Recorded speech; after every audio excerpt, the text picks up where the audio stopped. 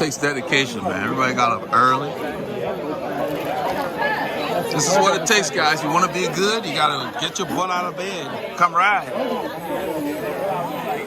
All these folks had to get up like 3 o'clock in the morning. No drinking late at night. That's Kenny. What's up, fellas? How you doing? How you doing, Kenny? You got that right. I'm already feeling a little warm. I probably should pull that bass line. You cool? That's Abby. How you doing? Troublemaker Abby. Mr. Have Mercy. We had about 85 riders on this ride. It's huge. Give me just a second, guys. I'll be right back from locking the store. Did you see my text in the thread? I saw to John. He was like, it's 155 miles. And I said, John, there's a... On this ride, Paul and I left Northampton. We rode into Woodlands. We left earlier than normal because we're going to do the Trek Trifecta. You can see us coming back tracking. That's with the Trek group. About 80-something riders. Went all through Sterling Ridge. Basically did a tour of the Woodlands. We got a bunch of that on film. Then we headed out Fish Creek into Hornier. We stopped near the lake there and came back to the Trek store. We rode all the way back. That's off camera. Took Research Forest there to the Trek store in the Woodlands. After waiting a little bit, about 10 minutes or so, then we headed into the city. So this gave us a chance to film the metro area through Tomball, Texas, where Robert Tengler lives.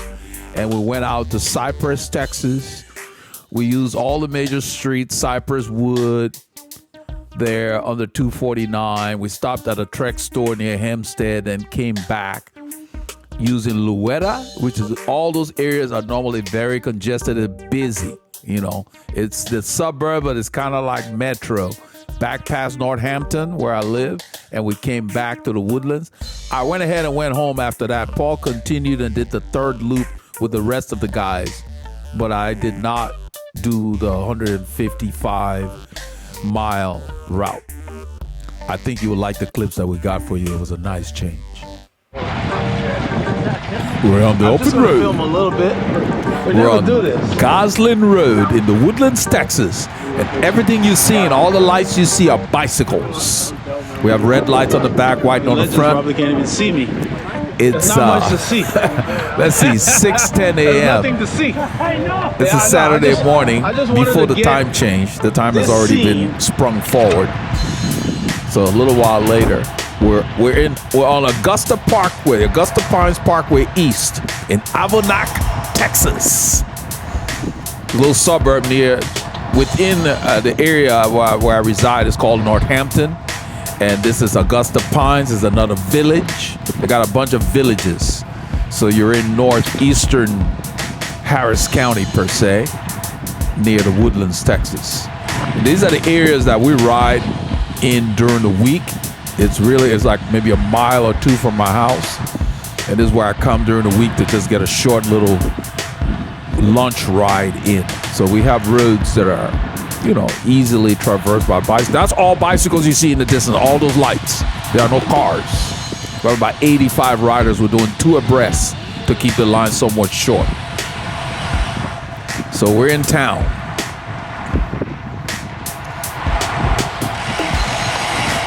There's Paul on his bike in front. I've got the camera in my hand because I wanted to get a lot more of a perspective of these city streets that we don't get to film for you guys because we always go out of town. And I'm glad it started so early. It was 6:30 in the morning on a Saturday. There's really nothing on the roads. Even the dogs are sleeping.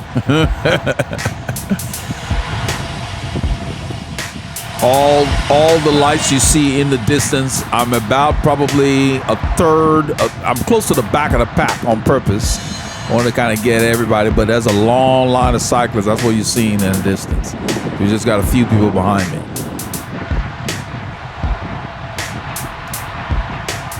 This is still Augusta Pines Parkway, but this is the northwestern portion of it. It's kind of a loop per se.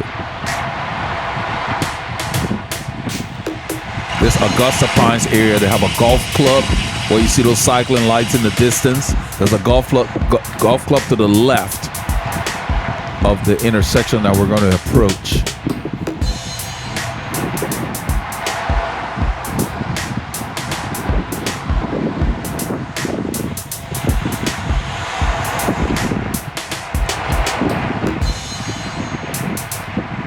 The groups had gotten separated earlier before the sunlight came up at one of the intersections because the roads are not closed, but the ride is fully sagged. At the corner. The route is fully sagged. I had studied the map, and I'm very familiar with this area, so I kind of knew where the turns were. I was trying to let the people who are less familiar know. You can see everybody in the distance turning up there. A long line of cyclists. We pretty much took over the city this weekend. It's an open ride. There were no fees or nothing needed to be paid. You just showed up with you and your bike. And the only restriction was that the speeds be tempered to like 21, 22 miles an hour, thereabout.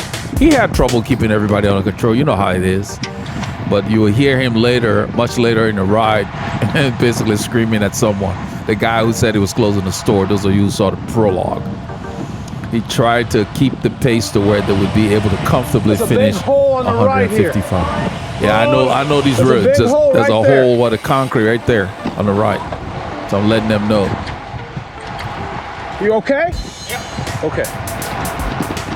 That guy is with us. I'm not sure why he's walking his bike. That's why I asked him if it's all right. So later on, you will get to see the rest of the line because I'm going to roll through the line when I hand Paul the camera. So that's all bicycles. You see all those lights. Had a great turnout.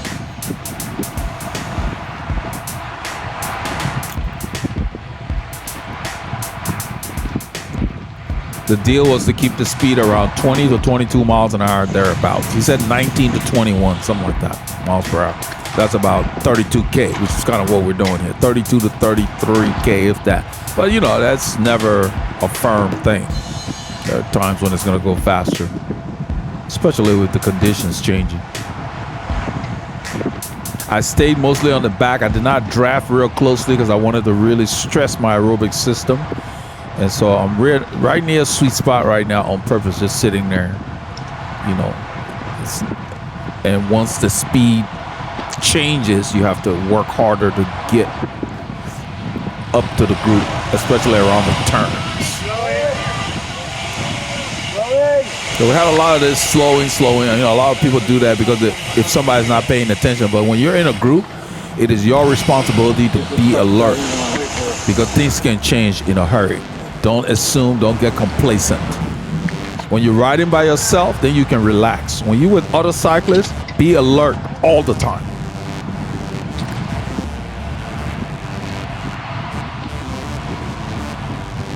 The same thing in your car. When you're in a group with other cars nearby, you got to pay attention. If you cruise on the highway alone, then you can relax more.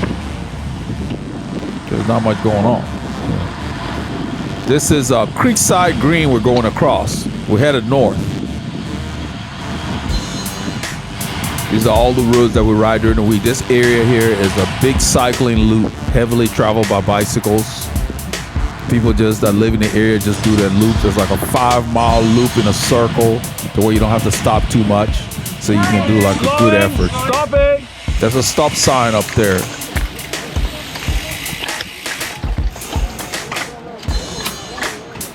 There's an HEB in this area here, so we used to stop there from time to time. A lot of townhomes and some hip stores nearby. This will take us to Creekside Forest, probably about 1,000 meters up the road. And we're going to turn left and get on Kuykendahl Boulevard. We're headed east. It says north, but it really is mostly east. It's kind of northeasterly.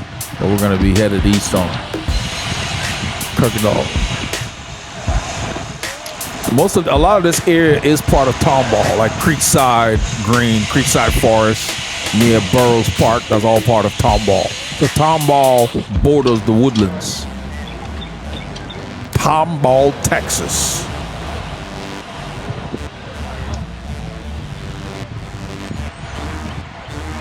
So we'll go through Tomball, we'll go through Cypress, later. Right now we're headed towards Fish Creek, which will take us to Honia, Egypt.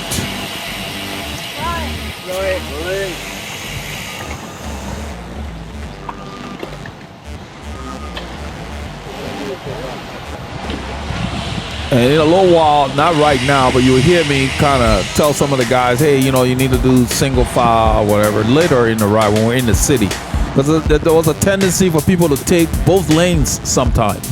You got to use one lane in a group because the road is not closed to other motorists, other road users. So you can't just spread out across 2 lanes, and there's only 2 lanes.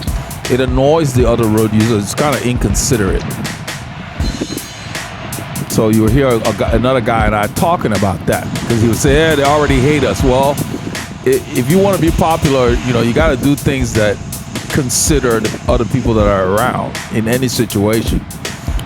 Just because there's 80 of us out here does not mean that we get to spread out across 2 lanes and block traffic and impede the flow of other people that are going about their business. So we really should just stick to 1 lane.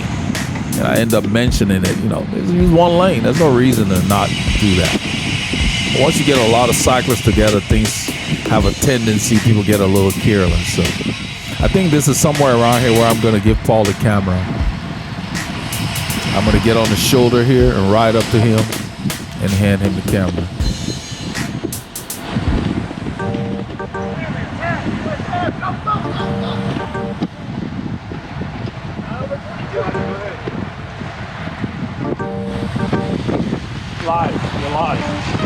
A lot of the cyclists here we don't know. Laura is here, our regular crew. Laura, there was Doug, Abby, they're up front. Terry's there, Kelly's there. Those are the people we're familiar with.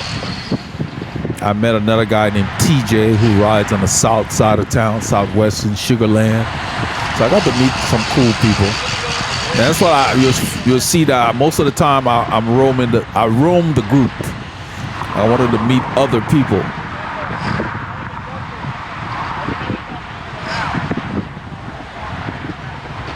I met this one guy who told me at a stop, he said, your left leg looks like it's a mess. It's out of whack when you're pedaling.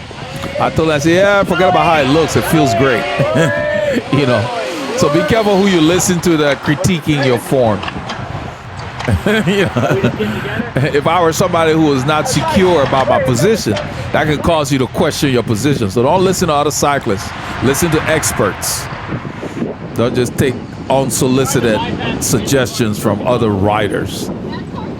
They're limited by just what they may know, which may not be what you need.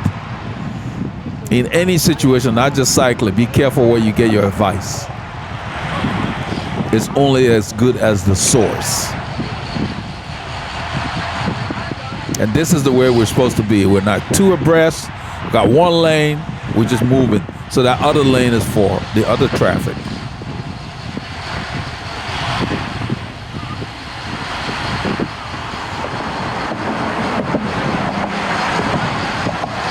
This lady in front of Paul here, she gets in front of me later. She just seemed very stiff on her bike. And everybody's different.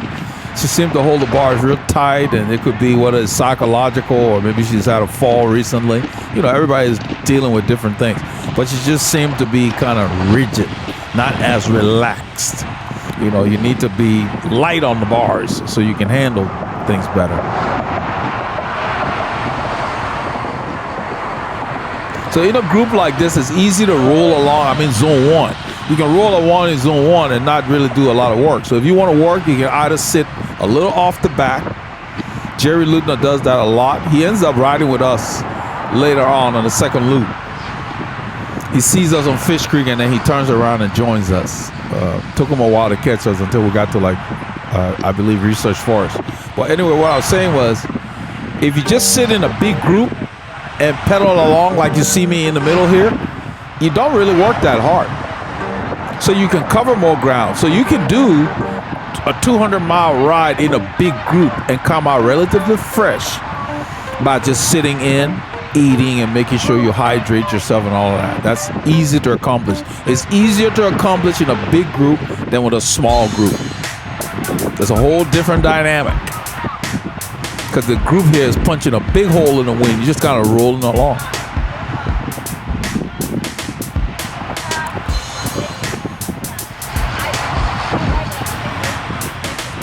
You'll hear me tell Paul in a little bit that, man, this is nice that we're getting a different perspective. It's a nice change. I've got my light on very low to where it just kind of flickers a little bit. It's easy on the eyes of the other group members here. I have it on low power, which is very effective. It's cloudy. The sun will come out later and you will see the contrast be completely different. Everything will brighten up. It warms up in a hurry. Right now we're about probably, it says 18C, and it's a cool 18C. We got some front that came in. So between now and end of April, we're susceptible to fronts. So during this ride, got up into the 80s, which is like 28, 30 Celsius. And then today, it was like 12C to start the day, which is Monday,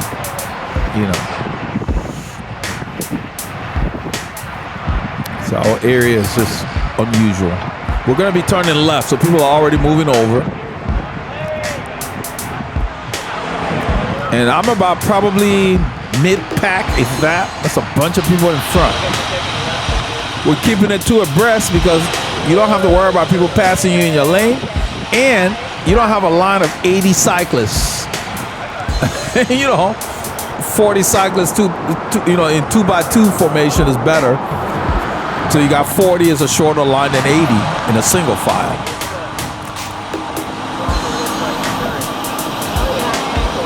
So everywhere we rode, we used the entire lane, regardless of what kind of road it was on. And you see those stragglers over the white line. That's what I was talking about. I'll talk about it later. It's like, just get in the lane. You turn it left, get in the lane. Make it clear what you're doing. This is Flint Ridge Boulevard. We just turned off of Kuykendahl. We're headed north. This is the route. Sometimes we'll be warming up. Rain or shine, we come through here. I ended up meeting this guy on the bike on the left there with a Celeste color bike. Well, at one of the stops, I went over and talked to him.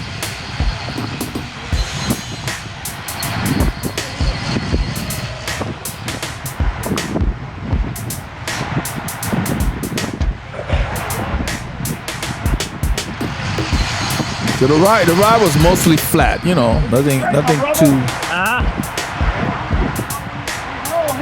Yeah. Copy. Nice change. Yeah. I'm telling you, it's a nice change. Yeah. That's in for Laura. Laura's behind Paul, I believe.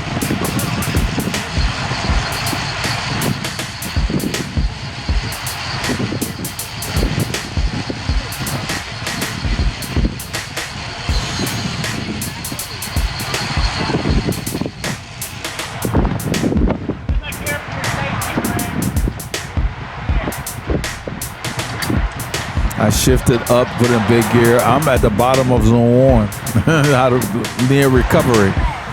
A lot of my recovery rides are 120 beats per minute or less when I use the heart rate for training. So that's what a group this size, that's what we'll do. So those guys that do the big races where they got 220 cyclists, they sit in, they don't ride hard the whole time unless they're getting a break. They save their energy for the crucial points in the race.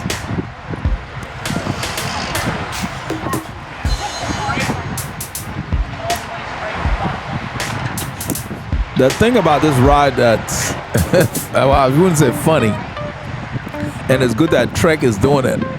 I had no idea where the Trek store in the Woodlands was, even though I ride that area all the time. I'd never been on that specific corner. I've ridden on that street that they were on, but I had no idea they were there. I've never had a reason. I don't do business with them or anything. But it just kind of lets you know there's a lot of places and things that you may not know about because you don't frequent them.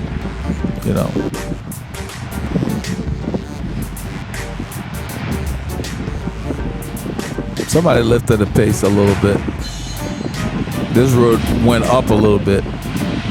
But look in the distance, nothing but cyclists. There's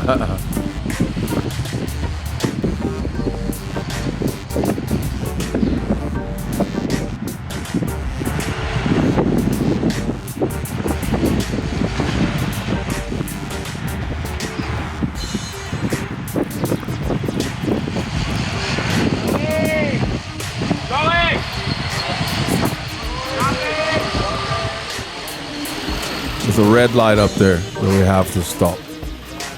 So we're about mid-pack here, something like that. Somebody's shifting late. You can hear it. You got to do that before you slow down. As you're beginning to slow down, you got to downshift. You can't wait till you have no momentum. You put a lot of strain on the drivetrain.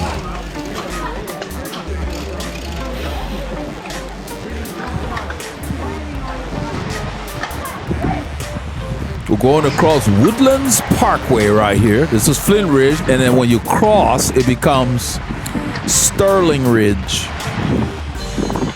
The name changes.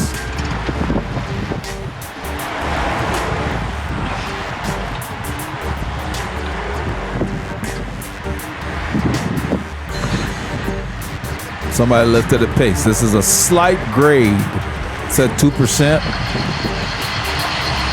That's why I'm staying close up there to save my energy.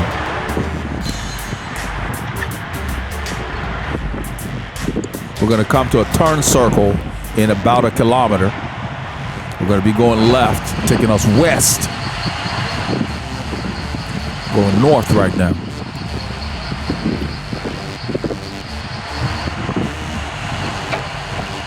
So you're riding around riders that have different skill levels. This is off camera. Paul and I were accelerating. We're just slowing down for that corner. It's a turn circle, so you have to yield before you enter the turn circle. But once the train begins to go, we got the right of way. And what we've been doing is letting drivers know nobody's coming. But we're in the turn circle here. There's a golf course over here called Carlton Woods. Covers a whole block. But what I was saying was that some of the riders here are very panicky. So Paul and I were accelerating out of a corner of research and trying to get in the line. I looked behind because I was going to go left, and a rider happened to be there. Well, I looked behind, saw him, and did not make the move I was intending to make, but he still started complaining and said, well, if you want to change your line, you need to let me know. So what I told him was, you saw me look, didn't you? And, you know, it's like, there was no reason for him to make that comment because I had not changed my line. I looked and I saw him there and I held my line. But, you know, that comes from being inexperienced and not comfortable around other riders in the bunch. And when you're in a group this size, people can pass you on the left, right, whatever. Anything goes. So if you're going to change your line, you got to look. It's no big deal. Just like when you're driving your car. You don't change lanes because you got a signal on. You got to make sure that space is clear. Two objects can occupy the same space. The same thing. So I just told him, I said, yeah, you know, you saw me look. I saw you there. I said, I saw you there, buddy. You saw me look. You know, and then he kept quiet because he knew I was right. I had not made my move yet. You know, we were accelerating and I looked to see if the space was there. And when I saw him, I stopped my acceleration and I did not change my line. But he was so concerned and worried, you know. So you know, when I ride, I don't try to act like, oh, I know it all. No, I responded to him so he would know, hey, that's why I looked. So if you see somebody looking, you don't need to say anything. And the person didn't move. So he was anticipating, thinking I was going to move. Because it depends on, you know, what he has seen and his experiences. So it wasn't a big deal. I just wanted him to know, hey, you saw me look. I didn't do anything, so I don't know. So you know, I don't know why he even said what he said, but I wanted him to know, no, I saw you. I told him, I saw you, buddy. This is Branch Crossing, Sterling Ridge. At Branch Crossing, we're gonna go right. So we're touring the Woodlands, Texas. And then later on, we'll go to Cypress. Cypress is even more congested than this part of the Woodlands. It's a true metro area, shopping centers, gas stations, all that stuff.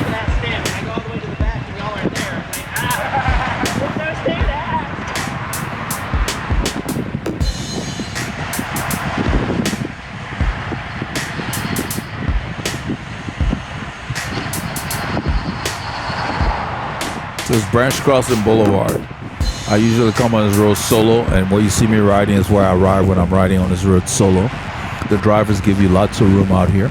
Most of the time, I just ride like maybe an inch from the white line. It gives them plenty of room. They still give you more room. But, you know, this road is a fast road, so when I get on, I just put my head down. I like this road. It goes by Taramount Park. It will take us to Research Forest Boulevard.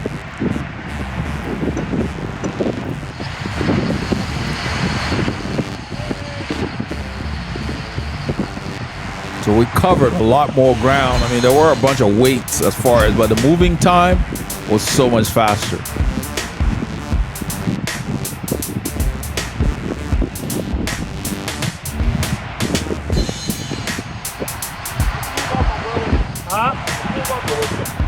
All right.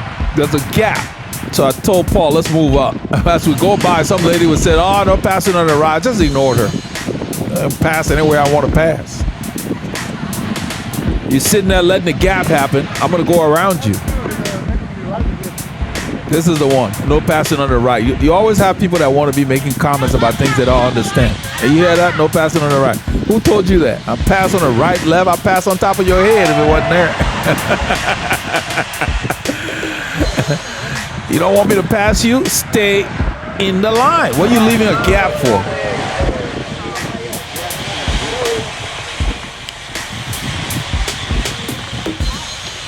Because it's off camera, but when we get to Fish Creek, it gets really fast. Then it just settles down. So there were a lot of yo-yoing going on. Off camera, I ended up telling these guys, hey, pick a pace and hold it with speed up and then literally stop. Because it's a familiar road. It's a different path. Bring up.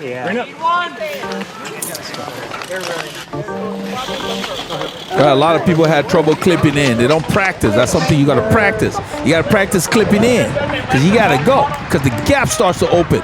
Look at my watts.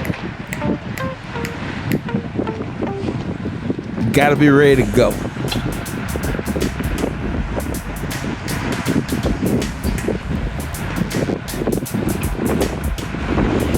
We're doing 26, 27 miles an hour.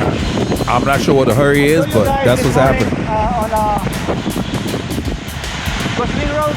Yeah. Oh, somebody's asking Paul if we're on Gosling Road. We left about 5 something in the morning. We left about 5:15. Yeah. It was still dark. 5:15, we put on our lights and headed out. There was nobody on the road. It was great. We had the roads like the roads were closed. I love getting up early like that. In the summer, that's what you got to do. It's too hot around here. Wait for a late start. You gotta get out early. There's Laura in front of me right there. That's Laura. The guy's asking if we're on Gosling. You know, you can't miss our kid. Louetta. You cut Laura, a bicycle will come out instead of blood. Laura just loves cycling. I thought I was bad off. She's worse than I am.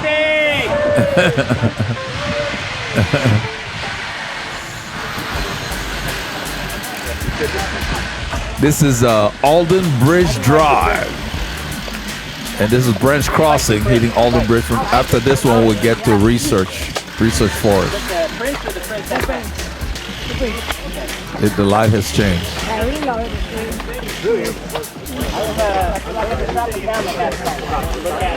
I don't think I on-clipped because I was watching the light. I just kept my distance, and I'm expecting them to pick up. I'm in the proper gear, so I don't need to get up. But look at the watts, 600 and some watts. You got to be ready to go. You can't be messing around.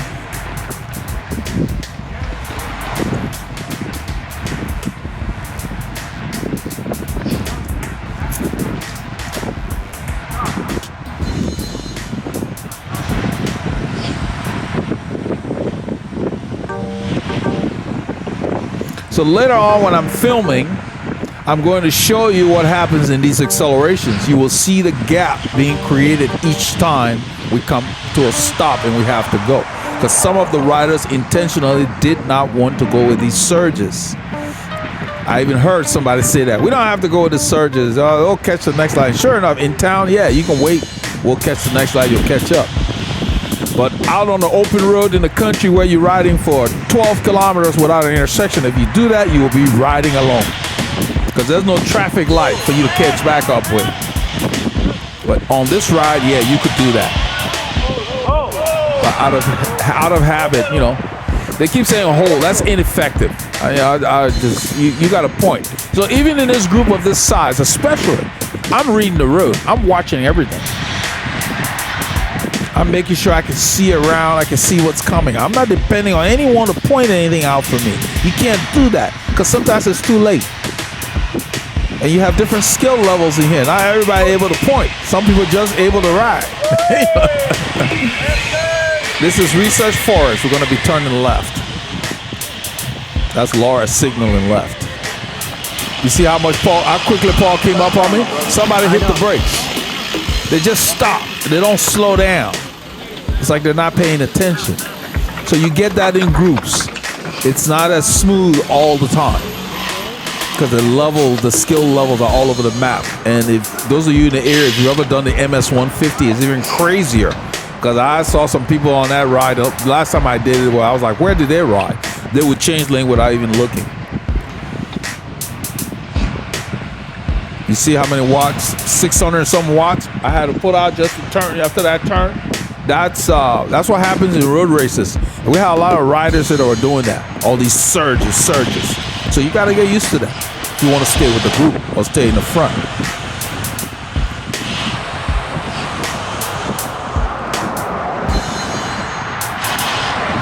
So you want to surge when they surge, and then when they back off, you're already there, you slow down. So you're not still riding when they're taking a break. Like here, I'm not even pedaling. So what was that surge all about? So this is not the most efficient way to ride. We're not cruising. We're just wasting calories after every corner, like you do in a road race. And at the end of the ride, I believe it was off camera, it got even faster. We had a tailwind and it got crazy. I started to overheat because I really ran out of water about probably 12 miles before the end or something like that. We didn't stop somewhere I thought we were going to stop, but it didn't matter. I'm wearing a base layer because the morning was cool, a very light base layer. And once it warmed up to like 28C, by 80 degrees or so, I started getting hot.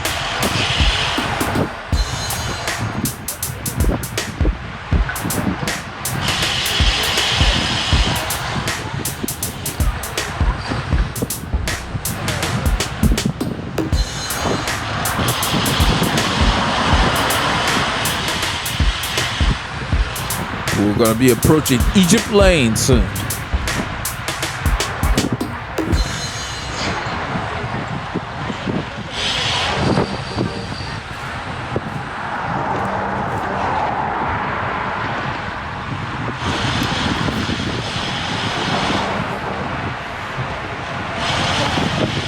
If you watch me, I am watching everything. I'm watching riders up the road, in front of me, on my side. You gotta be alert. You gotta watch everything, so you're not reacting at the last minute.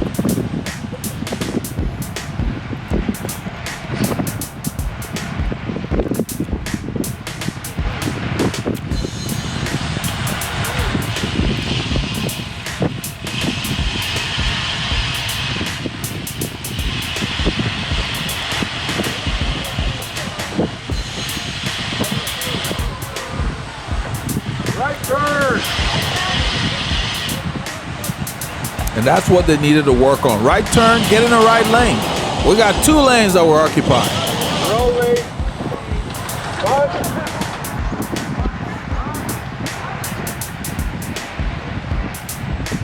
Looking for traffic, and then take the lane. We're gonna just end up taking the lane. It's too big of a group. The shoulder shrinks, it's too small. So we just take the lane. I'm just gonna remain standing. It felt good. I had good legs. I just stood up.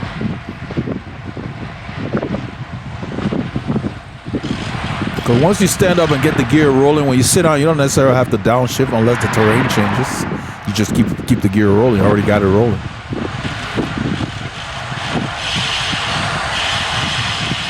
And that's what you should do. You soft pedal. You don't need to be yelling, slowing. They need to be paying attention that it's slowing down. It's not your responsibility to tell them that it's slowing. That's what happens in the pro peloton. When guys crash and you're wondering what happened. They weren't paying attention necessarily. And some of those guys take risks. They're trying to get a contract or whatever. They got to push the envelope sometimes. It's your responsibility to pay attention. Don't depend on people to tell you that other people are slowing down. You know, you're behind them. So most of the time I put my hand out. We're slowing, I put my hand out. I don't be yelling. You know, early in the morning I'll be making all this noise. There was one guy on a Specialized, man. Every time he would coast, it was so loud. I was like, man.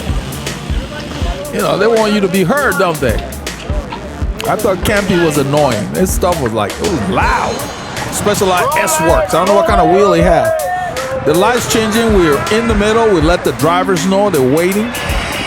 Now, these two are on the wrong side of the road. Watch what happens.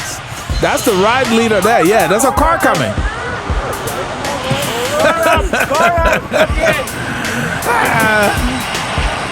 I was shaking my head. I said, you guys, you got to be alert, man. You got to use one side of the road. Now, the ride leader did a good job. A lot of times at the intersection, he would go in the middle, let the cars know we got a long train of cyclists coming.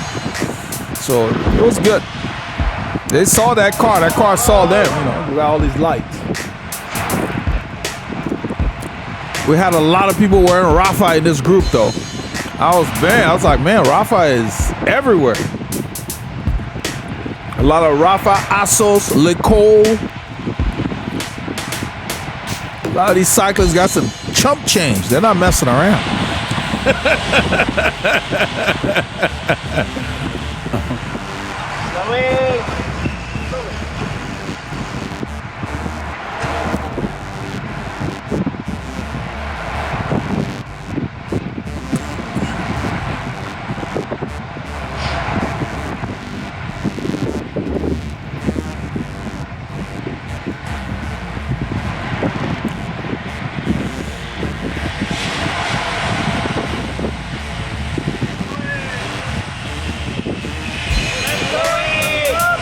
When we turn left, and with a group like this, we need most of that corner. Stop it!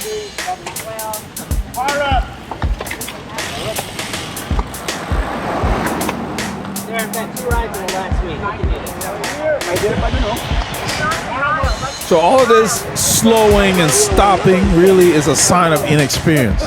I did not experience this when I used to compete. There was not all this yelling going on. Guys would point at stuff with their arm out. You were required to be paying attention. You don't need to yell that people are slowing. You can see it and feel it. You know, it's a dynamic. So I'm not used to all this yelling in the peloton.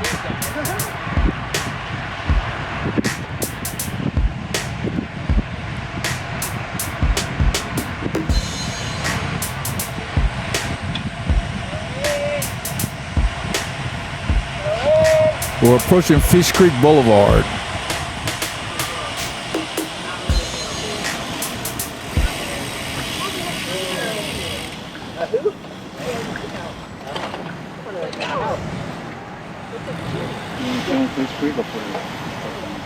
Let's put it up for now.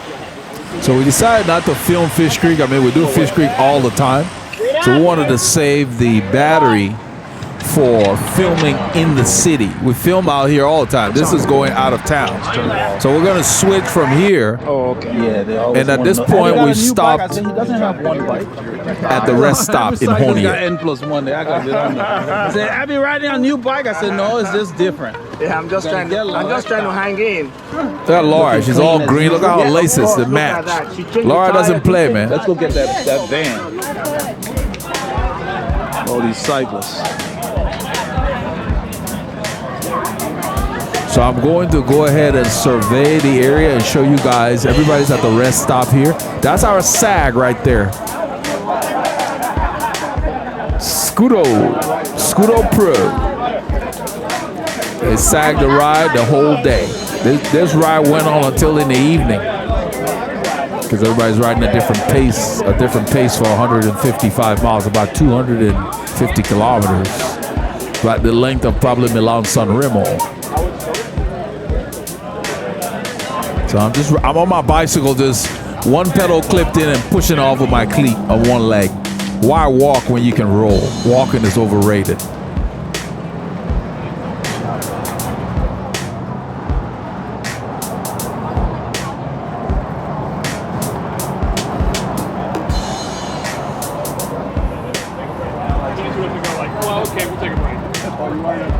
So there's a tendency on these rides that everybody kind of sticks to who they know. They don't go out and try to meet new people. You see all the little clumps, our groups right there. Everybody just kind of gathers. That's just the way it is. Familiarity. That's Doug Walking right here. is truly overrated. Why walk when you can roll? So much. Nice little B-roll. There was so much talk about you want to even get in the group. There were a lot of people on the ride that were curious about why we're filming, how many people filming, and all that kind of stuff. The camera's in my pocket. I'm trying to take it out. It was already on because I touched the button getting it out on the ride. We're in Tomball, Texas. That's what I'm telling you guys. But what I was saying was some people want to know how many people filming, because the guy who was closing the store also had a camera, but he's not filming like I am as extensively. He does it at certain spots. And I'm thinking, just ride your bike. Don't worry about what I'm doing. People don't know how to mind their business sometimes, We are in Tomball, Texas. We're in the area near where Robert Tengler resides. This is my neighboring area. It's pretty close to where we live, west of Burroughs Park. We're heading towards, I believe, Zion Road, which is just a few miles from Robert's area. There's one of the cyclists will stand in the middle of the intersection to kind of stop the traffic as we go through. I don't know if it's here. It's probably here. Just to let the cars know there's a bunch of people coming in. You got a line of 80 cyclists in, two abreast. So you got 40 people got to go by. I don't know if it's here. This is the access road. No, it's not here. We haven't gotten there yet. This is 2978. We're on Huffsmith after passing Burroughs Park. This is 2978. If you go to the right, north, will take you back past the Woodlands. That's the same road that becomes Fish Creek Boulevard. We're south of there. And look at the day. The clouds have burned off. The sun has come out. It's warmed up. See, 27 Celsius. That's almost 80 degrees Fahrenheit. It's about 79 Fahrenheit. So it's warmed up quite a bit.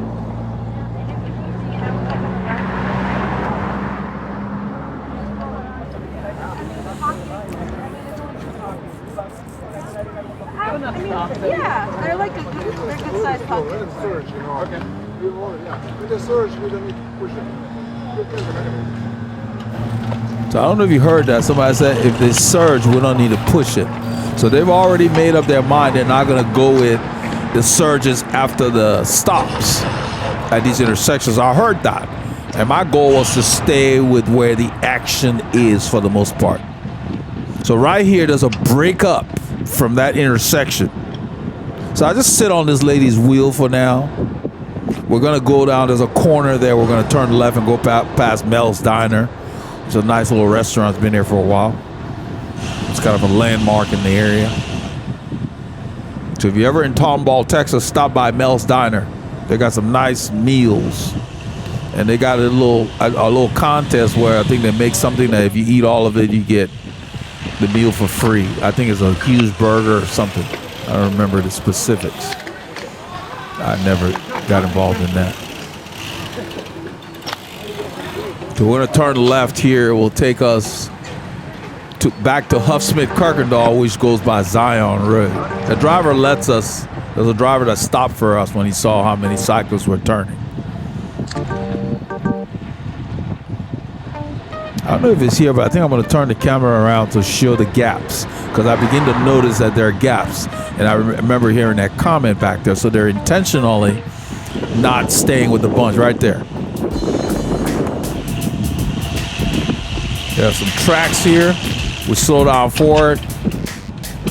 And after the tracks, we got to ride up to stay with the bunch. So I'm on the back of the bunch here, just riding. And I don't know if I think I'll flip it again. I want to show the gap. The gaps occur repeatedly on this stretch.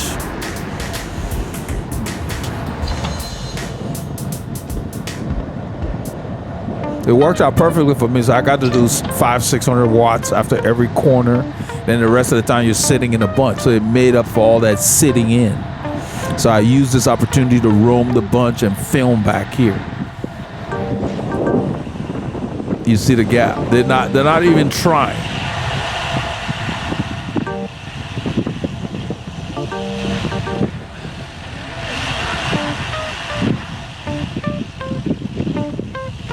There's another guy in Rafa Kit on the left. There was a lot of Rafa Kits. Training jerseys, protein. This is Huffsmith, Kuykendahl Road. It will take us past Zion Road. We stay on this road, which becomes a road called Brown Road. Goes up and under 249 Tomball Parkway. This is where one of the riders will block the right lane of the intersecting road up ahead here. Just stand there so drivers know to wait. Because it's a stop sign for them, and I believe, and us. So once we get through the stop sign here, we're gonna go like a train. So he's gonna stand there and let them know to wait. It's a three-way. So right there, he's blocking that car right there. So we can get through.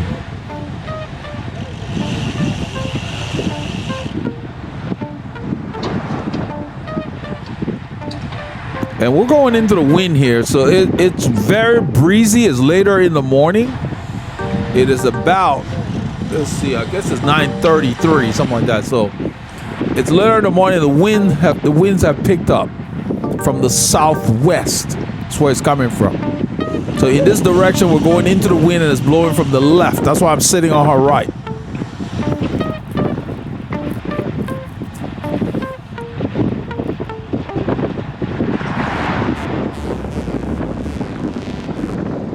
That's the group that does not want to go with the surges, so they just stay back there. But because we're in the city, we got stop signs, lights, so they catch up. Makes sense. If you don't want to work hard, yeah.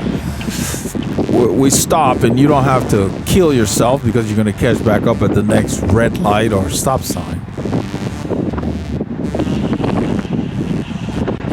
I knew I wasn't doing 155 miles or 250 kilometers. I figured let me work as hard as possible. That's Thomas we just passed back there. Thomas will roll with us. And he's having trouble. And this is supposed to be his terrain. You got to ride smart. You got to stay in shelter. We're doing 36K. So I'm sitting on the right. I'm at sweet spot on a flat road. So it's a hard effort. I'll go ahead and move up because these guys are leaving gaps. Because I'm just keeping my eye on the front group.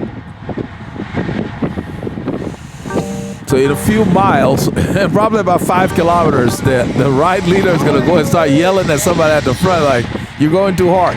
And the thing was, there was a faster group that left after the stop, after we got back from Fish Creek. He split the group because people wanted to go faster. So he said, okay, you guys go. They said they were doing 27 plus, which is bullocks, as the British say. We say BS. Ain't doing no 27 plus. Basically, these are the guys that want to do warp speed, go with them. Well, there are a few riders here that did not go and then sit back here and want to push the pace here. So he said, you need to back off. You know, you have the option. He's trying to get other people that are not able to go as fast or choose not to be able to ride together and finish the ride relatively fresh. So this is what I'm used to. They're slowing down, I just slow down, I soft pedal. This is what you see in our group, even though we're smaller. You don't need to be yelling. Put your hand down or whatever, or, because people need to pay attention. You don't get out there all this yelling, slowing, all that kind of crap. It's just too noisy. So obviously this front group is more experienced.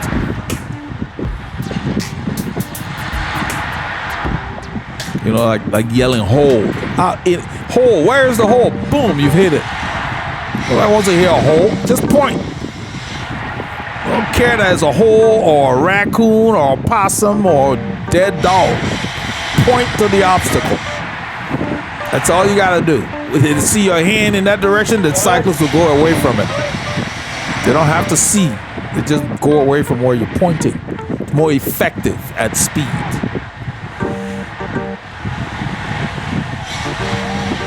When you said tracks, they know where the train tracks is usually perpendicular to the road, so they don't have to look for it. But nobody knows where the hole is.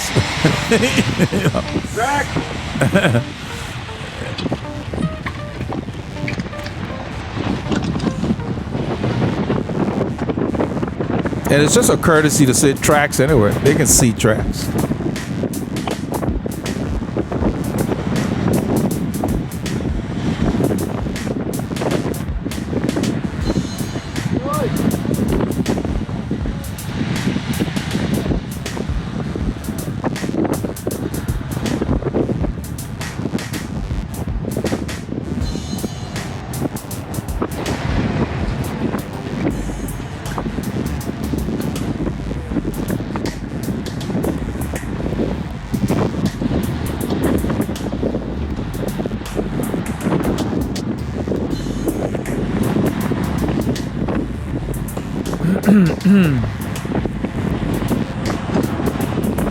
So I'm moving up into shelter here. So the space is there. I figure I'll just come up here because we go through. There's a stop sign coming up.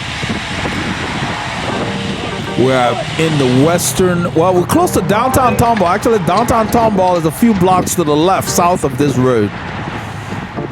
So all this area is Tomball. People are working very hard here. This guy in front of me, the guy on the left, they're working very hard. Look at them. I'm just in a cruise. You see the camera? Look at my shadow. The camera's in my hand. I'm just cruising. Because I'm sitting sheltered away from the wind.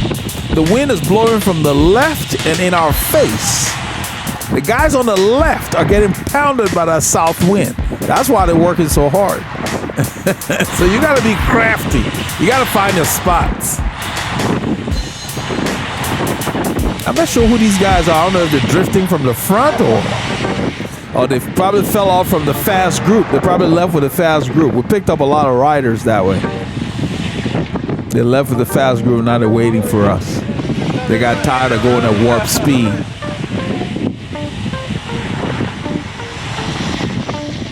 So it is kind of, it's like you're in the city.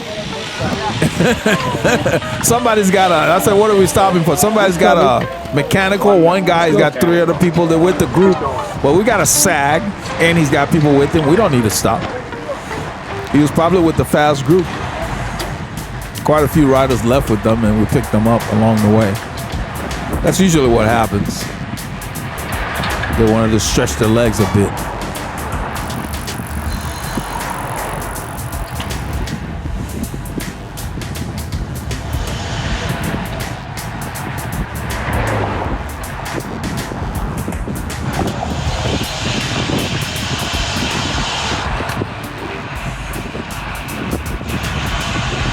That's not my bike making that noise. That's another rider. I don't know if he's near me or if it's this guy in front.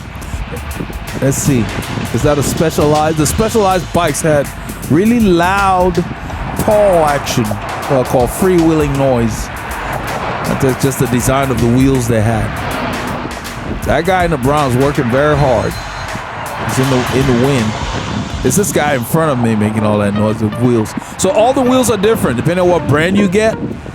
The freewheeling sound is different. I don't like mine to be too loud, and sometimes I'll open them up and quiet them by putting more grease in there. Those paws. That's what's making that noise. So yeah, we're working hard. My sweet spot. So working hard here. The group, there is a split. I don't know if I turn the camera around here. In a little bit, I'm going to ride to the front and film people. Yeah, that's a split. Nobody's back there. Those guys they weren't even trying to catch up with us. And then when we get through this light, it's going to pick up again. That's when the ride leader is going to make it clear he doesn't appreciate it. Because some of the fast guys, we caught up to them here now. So they want to keep going fast, but they didn't stay with the truly fast guys. You know how that works. I'm just coasting. I'm going to ride around these guys and film the rest of the front of the bunch. And the fast guys told us later on that they got lost. They didn't stop at the correct stop, so they just stopped at some gas station and had to buy food on a ride that was fully supported. So sometimes you got to slow down to find things. This is the 249. We're at Tomball, and this is where this road, Huffsmith, becomes Brown Road when you go under here. There's Laura on the left there. And somebody's going to lift the pace at the front as we go through this intersection. And in a little bit, the ride leader will be unhappy. It just gets hard, and I just put my head down like, okay, let's ride. We used to come out here a long time ago with UMC. This is Max. Yeah, Max says hi. He's going up.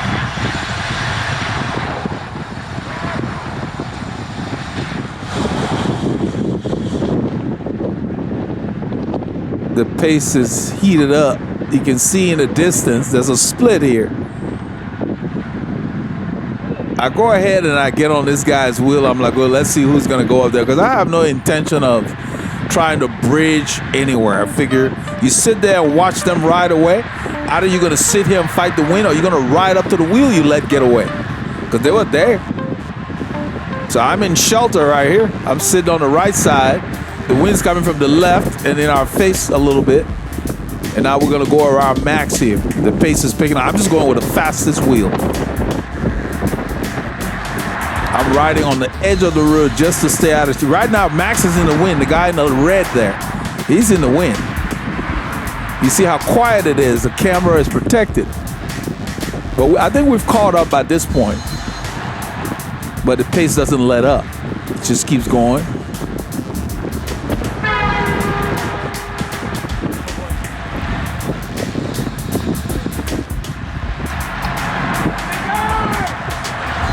So that's when the ride dealer telling them, hey, this is too fast.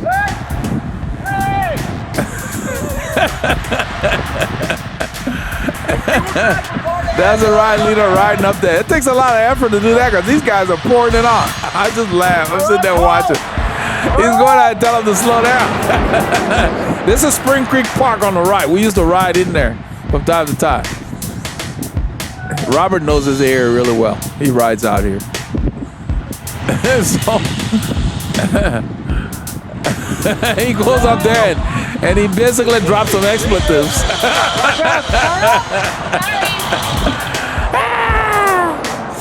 You hear me? With the 25 plus. There you go. You should have gone with the 25 plus. They weren't with the 25 plus. The guy dropped from the 25 plus and they want to show off here. That's funny. So most of this ride, I just stayed in the aerobic zone, mostly around, sweet spot or less. So relatively easy ride.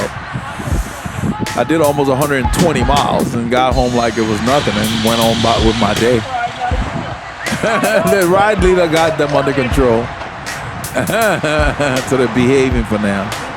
The road goes up here slightly. Going with the faster group.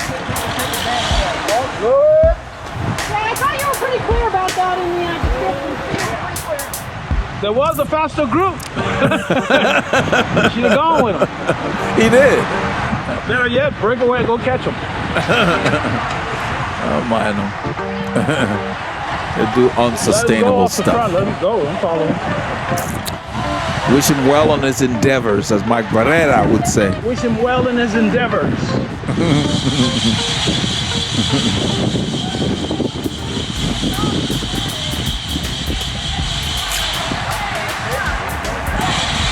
It's Saturday morning. These roads are very quiet. This particular road goes after Spring Creek Park. It goes by like a little church, and will dump us on 2920. Then we're gonna go east and get on, I believe, Telge Road. It will take us into Cypress, Texas.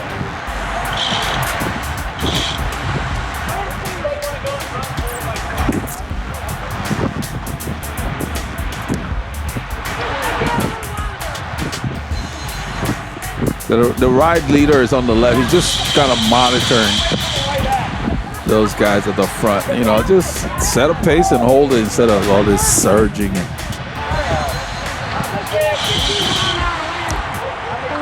It is more efficient for your group to ride steadily, especially on long ultra marathon endurance rides, than to be jumping around, all these accelerations, just burn a lot of energy.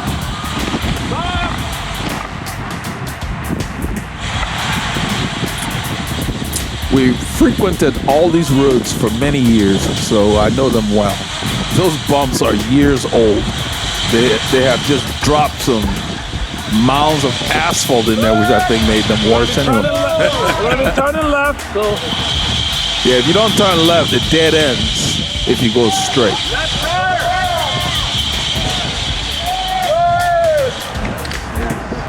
I don't need to do all that. If you can't see that people have turned in left up there, you got bigger issues. You will hear me in about probably 5 kilometers, about 3 miles.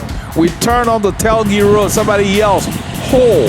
And the hole they're yelling about, it's not even in the lane. It is in like the gutter. And you hear me say, if you're riding over there, you got bigger issues than that hole. You know, they yell for no reason. The hole was not on the road. It was like in the grass, you know, where grass used to be anyway. So why are you calling hole that is not on the road? All it is becomes a distraction. All that yelling, hole and this and that, unnecessary. You know, you got people like Terry and them, they're having a conversation. Yeah, you know, all this yelling is not necessary. And debris middle. By the time you say debris middle, it's too late. So just point. The person behind you will point for the next guy. Left turn.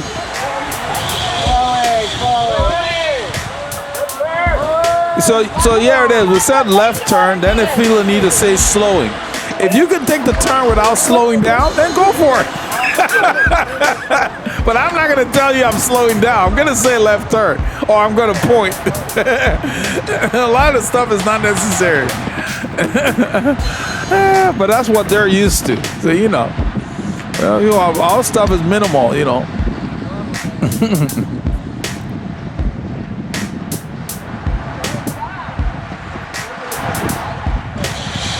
So you got to pay attention. Don't depend on all this left turn and all that. Just pay attention when you're in the group. You want to goof off when you're by yourself, that's good. That was, what's her name, Kelly, that the arrow was on. Kelly rides with us from time. That's Kelly on the left, and that's Terry. Terry got her Rafa black and white kit. Kelly on the left has Lecole. I believe the shorts are Lecole, the bib shorts.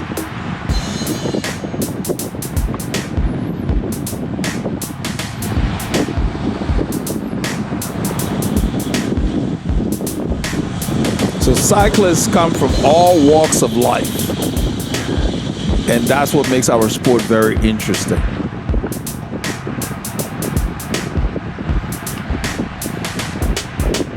So the reason I'm talking about all the yelling is don't be the person doing all the yelling. You know, from time to time you can say a few things, but you don't feel the need to copy that, because it's better to gesture, especially with the wind, most people don't hear you. You know, so the only the people near you will hear a left turn or something. Like you heard me say left turn. There was a guy behind me following kind of close. That's why I said left turn. Because I wanted to make sure he didn't run into me. You know? So normally I just point, you know. Just use gestures. Use hand gestures. Don't feel the need to be, you know. It's one thing to say car back. We all know where the car is. Or car up. We know where it is. We don't need to wonder. We don't need to look for it. We know where it's supposed to be. But the rest of the stuff that's not as clear, just point. The reaction is quicker by the person you're giving the gesture for to react. This is the road that went by that church. It's taking us to 2920. When we used to come here with a bike bond, there'd be a sprint on this section. Everybody's just kind of rolling. It's like a hiatus. I think Max getting some food out of his pocket. If you need to eat, this is when you toss something in a tank, take a drink, whatever.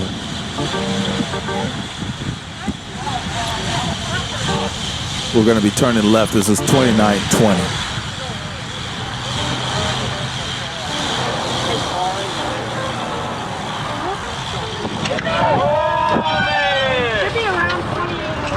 I'm not sure what that was about. That's what I'm talking about, all this yelling. I can't even make it out, and I was there.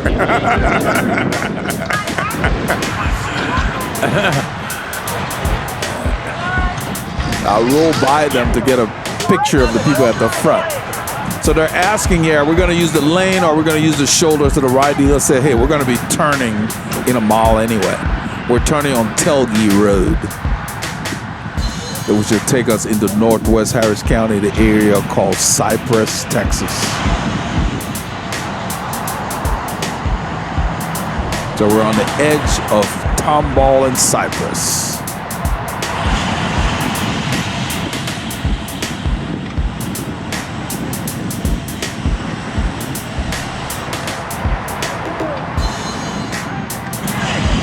This is where someone will call a hole that is not on the road.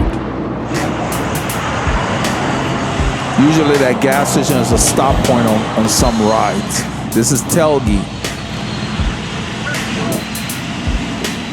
You see the hole on the right? That's what they're calling. That's what they're calling. You're riding over there, you got bigger problems. It's like, what are you calling hole that's off the road for? That's what I'm saying. It's just a habit. It's not necessary. Now we turn into the wind. The wind is vicious right here. Look at my watts. This is a flat road because of the wind. I believe there's a split. I don't know if I turn it around, but people are working their tail off.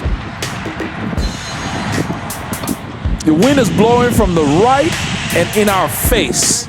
So I'm going to stay a little to the left of Terry here, just to get a little bit of shelter. Where Max is, he's in the wind. He needs to get in line. And when it's windy like that, you want to get on a wheel and stay close. There is no point in you trying to be a hero.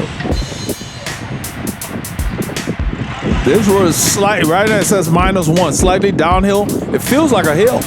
That wind is pounding us. We had gusts in the afternoon, and we used this wind to really fly back to the Woodlands. It was awesome. That stretch was off camera. By then the camera had run out of power on the second battery.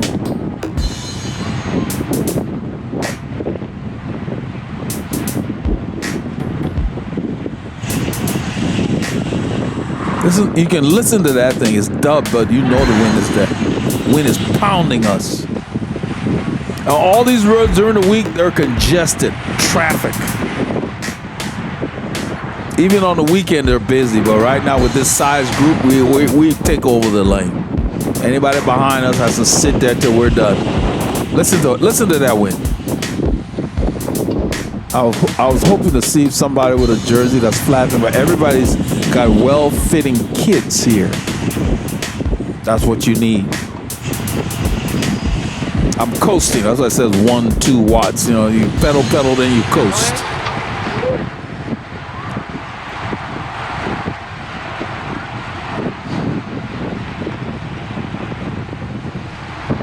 Because if you don't stay close here, you will work hard. Till Terry let Max in. He finally got in.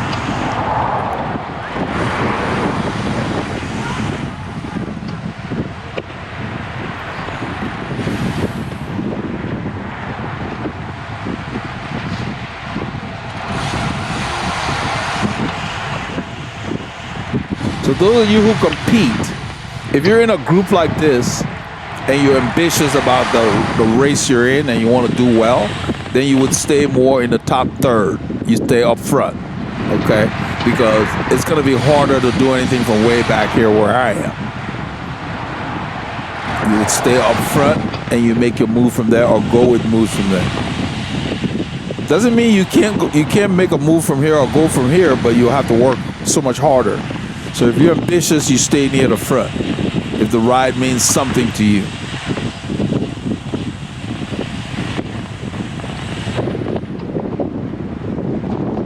Because by being at the front, you won't be closing any gaps or anything like that. Like you saw me going around people in the back.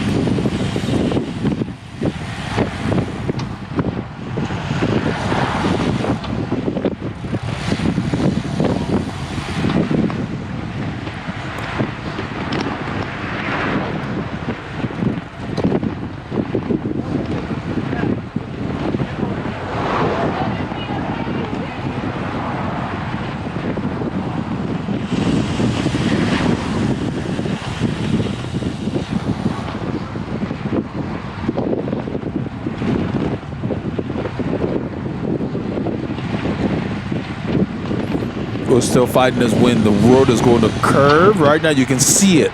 It's turning east in an easterly direction.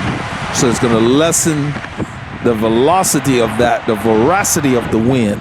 And right here, we can feel the difference.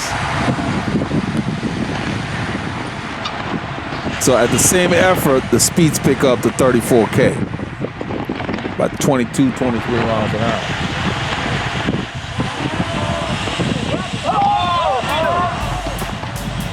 Somebody said a hole. And, you know, if you're waiting for that, you already hit the hole. You gotta be looking at the road. I can see everything the camera is showing. I can see around Terry. I'm looking. I can see all of that. I don't need somebody to point at anything. I'm reading the road. You got to be watching for yourself. Don't depend on anybody to point it out. No matter how tight the line is, you got to be still looking around the rider. Even if you got to lean over.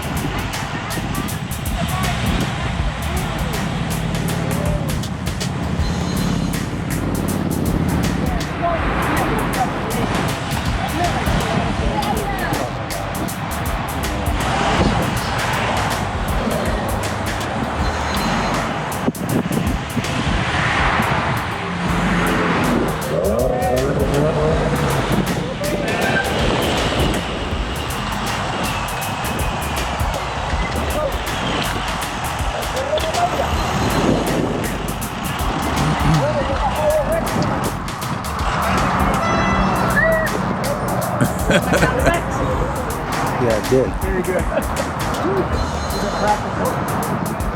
I'm gonna chat with Terry right here. Good. How about you? Yeah. Life is good. Saturday morning, I'm on the bicycle. I'm healthy. Nothing else else. Awesome. So life is good. Life is good. Life got better when Stan went up there to slow him down. Yeah, why didn't that guy go with the first group? I mean, you want to go that far? Terry, she doesn't miss much. She's talking about the guy who was hammering up there. So she asked me, she said, life is good. I said, yeah. I said, it's Saturday morning. I'm healthy. I'm on the bicycle. What else is there? You know, this is my drug. So I thought, yes, life is good. All the other minor stuff don't matter.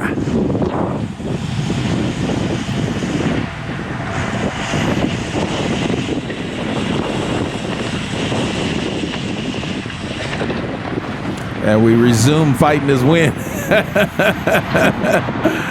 And we're doing 2021 into the wind. That's pretty impressive because this thing was blowing. You can see my watts, 300 something watts on a flat road. You know,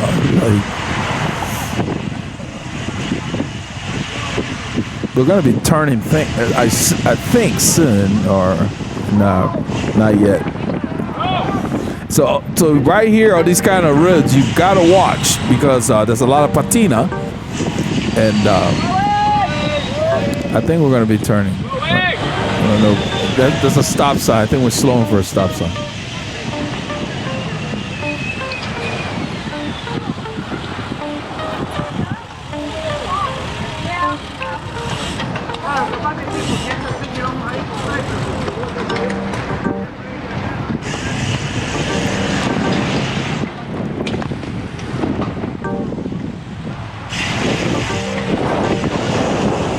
Listen to that thing. And you notice everybody's got their hands on the bars. You can't mess around. You can't be cute. There was some snap on his bike. I don't know if something broke, but he's gonna wait for the sag. The sag followed us the entire day.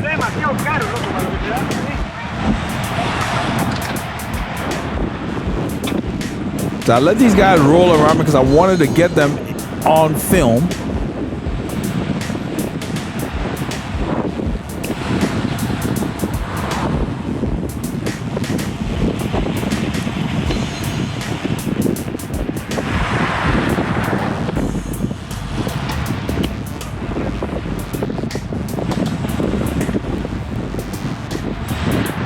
So on a situation like that, I put this thing in a good size gear. I keep my cadence 75 to like 90-ish. That's kind of what I work with. It just feels right. I can do it forever, and that's really all I'm doing. I'm not doing a lot of excessive spinning of a small gear. The roads are rough, so the big gear gives you more stability. It just, I don't have to think about it. I don't have to shift much. The road's flat. Just ride one gear.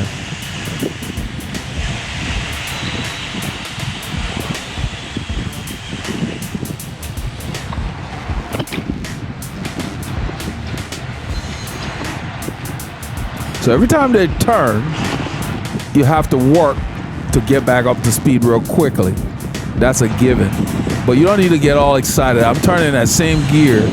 I turned about 100 and something, and now it's back in the 90s. I just use the same gear and ride up because there's a lot of yo-yo going on.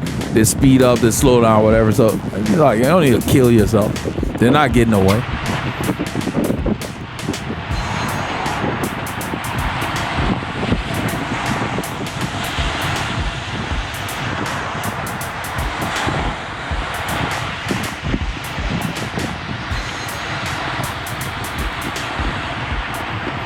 So when he slowed down, I moved to the right. The camera's in my left hand. That's why it seemed really close, but there was plenty of room.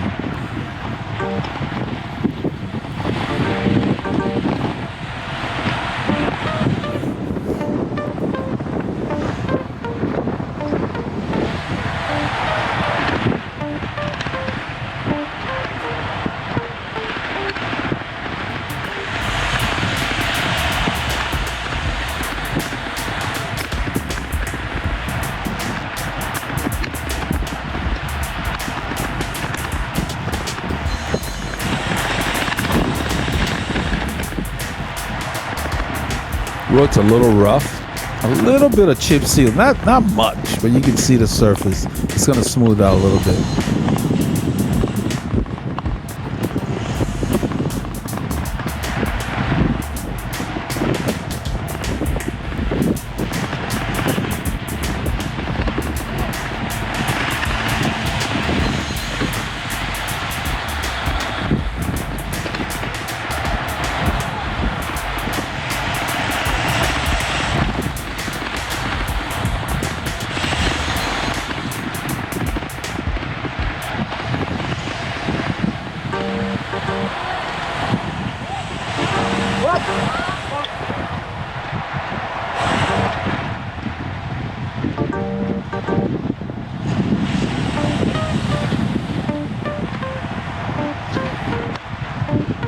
You notice how everybody has a different rhythm.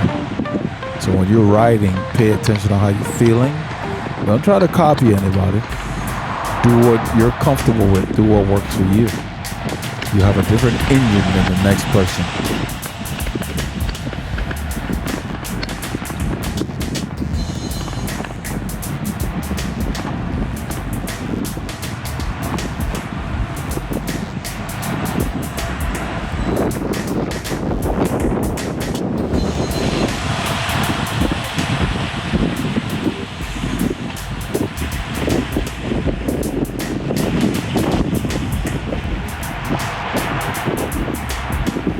See the line in the distance there. That's the head of the line right there.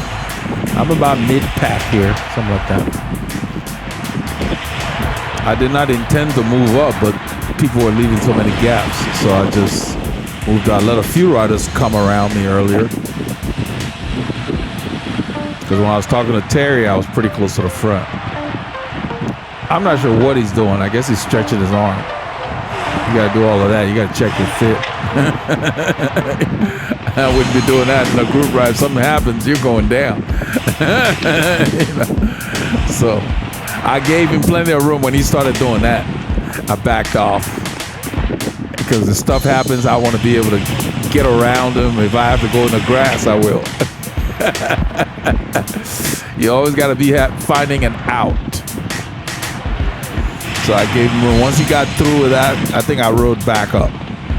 I backed up and like, you know, I do the same thing when people are sitting hands-free doing stuff in the pace line. Just give yourself a little extra room. I think I'm riding back up to fill the gap here.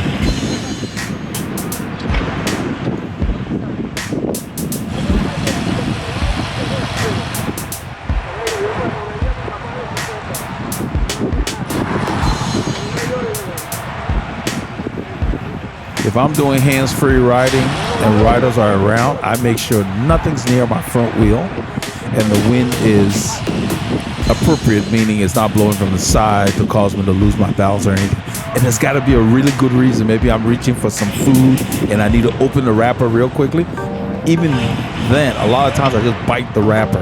But if you packed your own sandwich and you need both hands to unwrap it, fine. But you do it quickly and put your hands back on the bars. They gave you those bars for a reason. It's not for show. You need to hold them. There's nothing cool about falling because you're trying to look cute on the bike. I only do hands-free when it's absolutely necessary. I have no problem stopping to put on a jacket in tough conditions because it's too windy to do hands-free to put it on. Even when we race, we used to stop to put on stuff sometimes. Sometimes you have to. Even the pros, sometimes they have to stop to put on stuff because the conditions are too dangerous not to.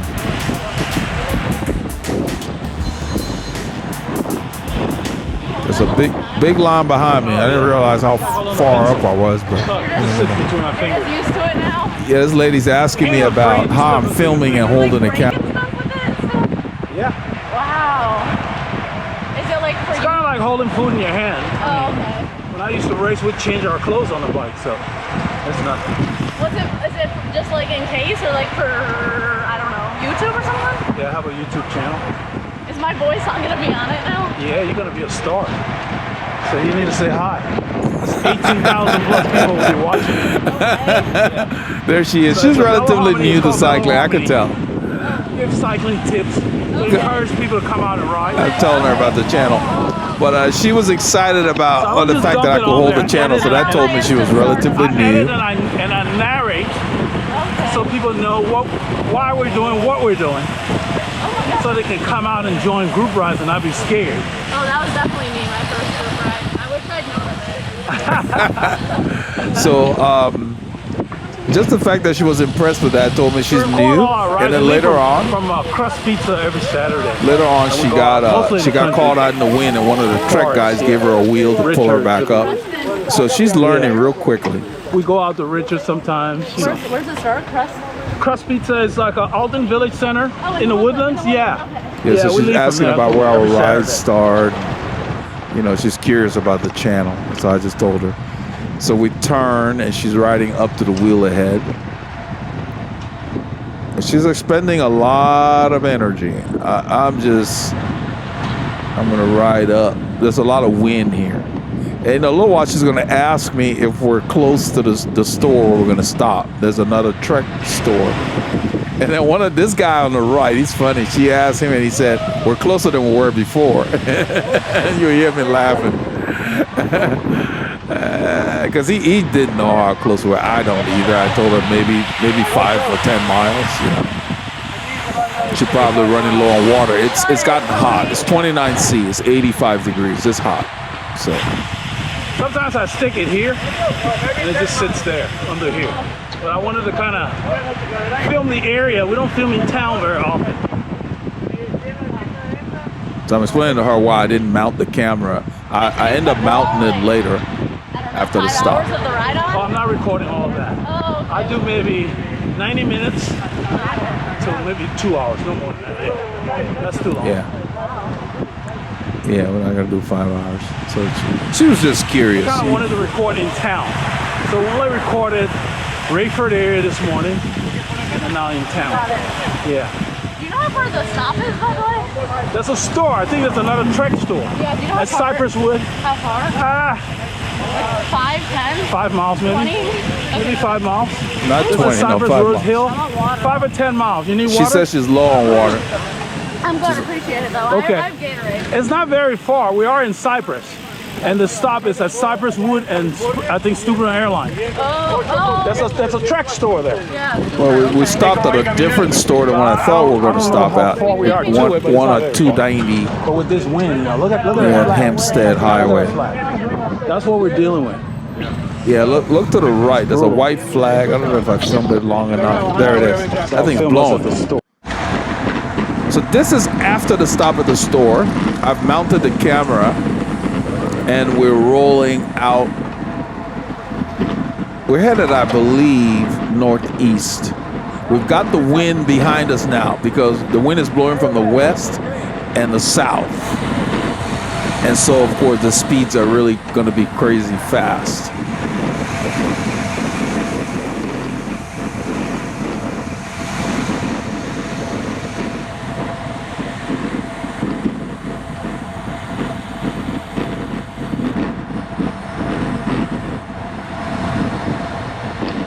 We're cutting through a neighborhood here in Cypress, Texas. And Cypress is a huge area. They've got a lot of communities, Fairfield, you know, big communities in Cypress area. And the people were happy to see us. There's a lot of cyclists, 80 cyclists is riding down the road, and we were flying. A lot of cars were pacing us. We didn't get any of them pacing us on camera, but off camera they were pacing us like on Louetta. They were in the left lane just pacing our speed, and we're just moving about 27, 28 miles an hour. In a group like this, with these conditions, that's not very hard.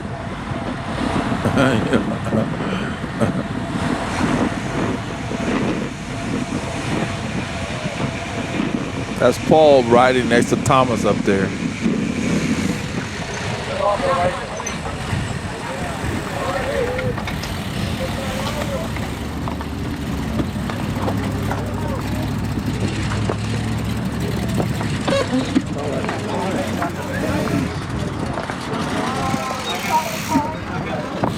It's almost 5 hours into this ride. People are getting tired.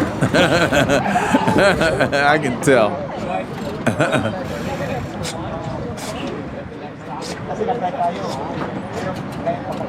So you can see the sign in the middle there that says Coles Crossing.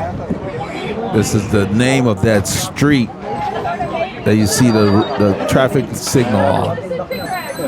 Let's get us. It's a subdivision. It's like kind of a little village within Cypress called Coles Crossing.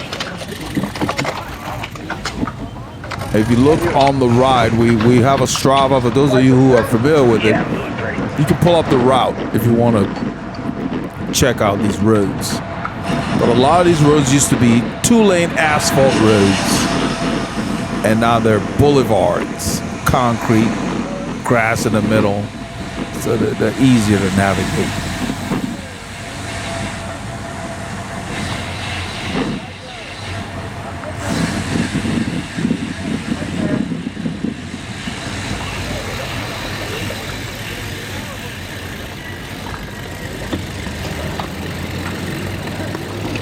That's Greg's shot over there. Doug's brother on the right with the burgundy and yellow jersey. And he told me, he said, man, I did more braking on this ride than I normally do. And I kind of knew what he meant.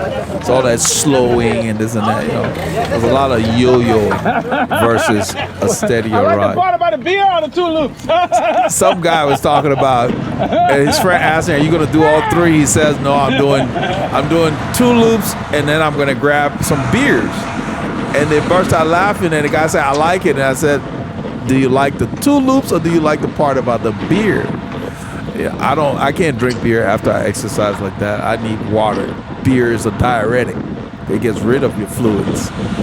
So that's the last thing you need, you know, after a 5-hour ride.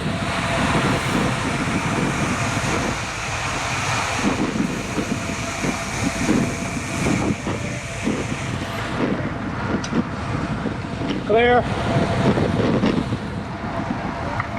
We're cutting through a bunch of neighborhoods within Cypress. This is going to take us to one of the major streets, Cypress Wood.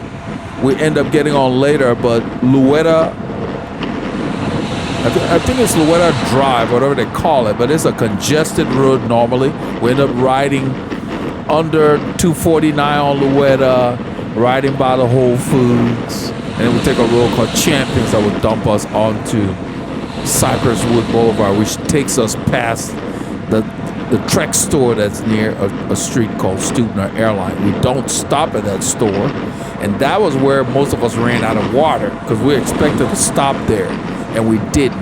It's 32 degrees Celsius. That means it's 89 on the road. That's what it feels like, almost 90. It was just hot, and you know, I just started overheating. So the rest of the ride, I just sat in. I didn't do anything. The group got faster as we got closer to home. And so I just hung with them until we got back to the store. But there were so many gaps to close, at some point we lost contact until they stopped at another light on Gosling Road. That's off camera. Even Jerry Ludner saw us and he tried to turn around to catch us, and he's like, I didn't realize you guys were going that fast. But we were doing almost 32 miles an hour with the wind behind us, you know, we're flying. I looked down, all I could see was 48K, 49K. It was good. Good and fast. So I just put it in like my 13 and 14. That's what I was riding coming back, just to keep my heart rate from going too high. So I wasn't spinning too much. It's not on this stretch, it's off camera. And even here you can see we're doing 23 or so. But most of this stretch now we're going downwind, because heading northeast we got the southeast wind pushing us. Doesn't mean it's very easy, you're still working. I mean, I'm right below sweet spot, so tempo.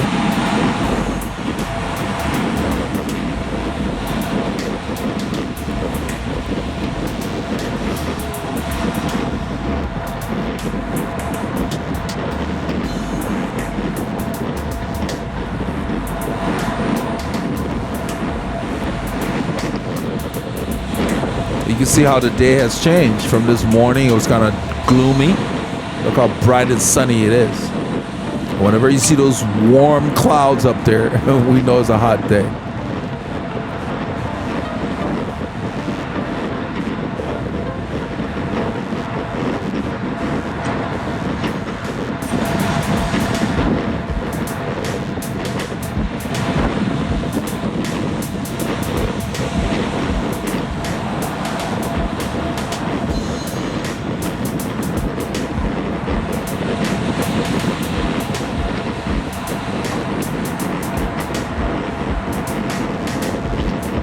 So you look at the guy on the left in the white jersey, looks very smooth, very comfortable. The guy on the right is sitting kind of high. I'm not sure why, because you catch a lot of wind like that. But this guy on the left is in the drops, but that's not why he's low. His position is just better streamlined, just from looking at the two of them. And maybe that guy sits high for a reason. Everybody's got different things going on with them. But it's clear the guy on the left is definitely more in tune with his machine.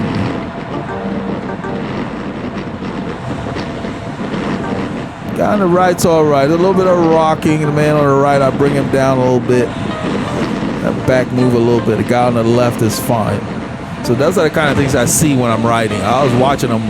I'm right here with the camera. You can't miss it. You know, fit is what I do. So I watch. I see those things. I don't say anything to anybody. You know, we're on the right. I'm off work.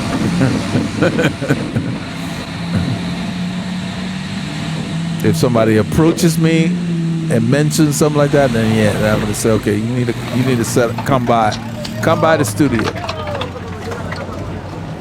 We're gonna turn here. You can see these roads are busy. I think this is Louetta, if I remember correctly.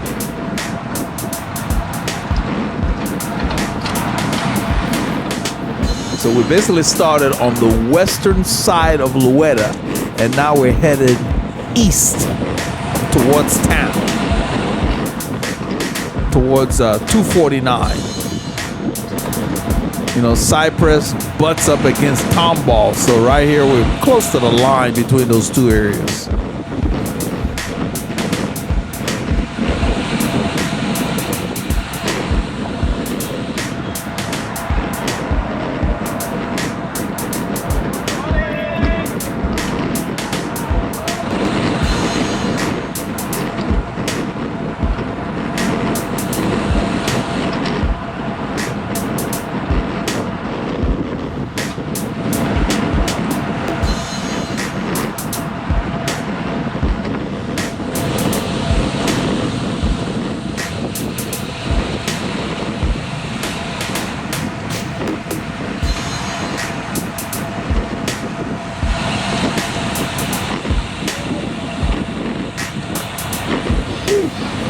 A lot of these streets have a lot of cracks and crevices.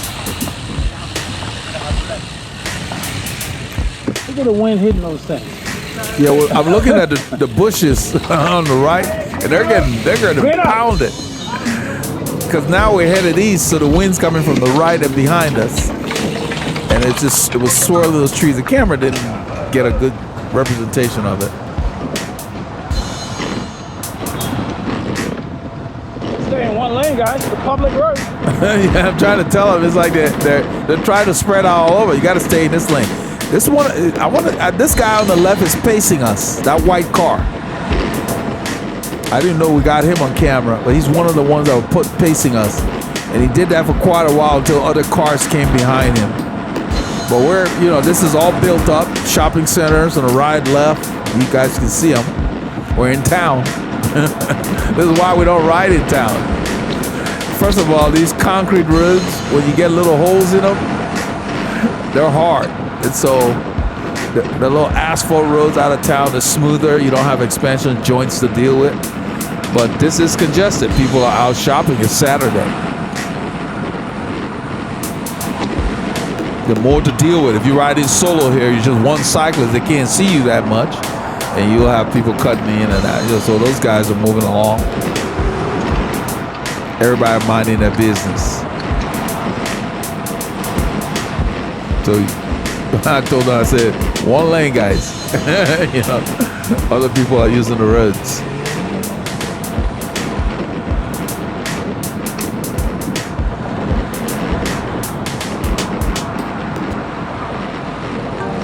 The cool thing about being in town is we just passed a Wendy's. If you're hungry, you just pull in there.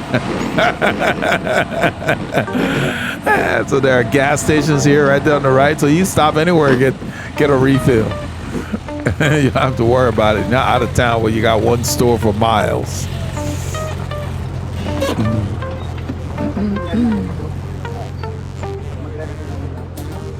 So it's almost 90 degrees Fahrenheit.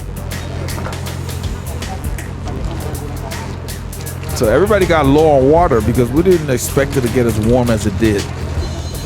And, you know, and there's no stop until we get back to the Woodlands.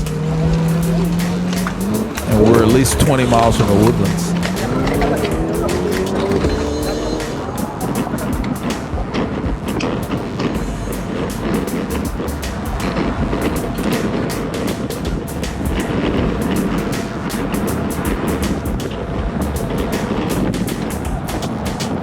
So this road, you got banks, hotels, restaurant, gas stations. I think HP has a campus. As we approach 249, the HP campus is on the right. So this is just business centric. And you have neighborhoods. You see the fence on the right? There are homes behind there. Look on the right. Those are single family homes. So we're going through neighborhoods right here. And there are older neighborhoods that the trees are mature, covering the roads. It's kind of nice. Not like the forest, but it's, you know, you got some trees.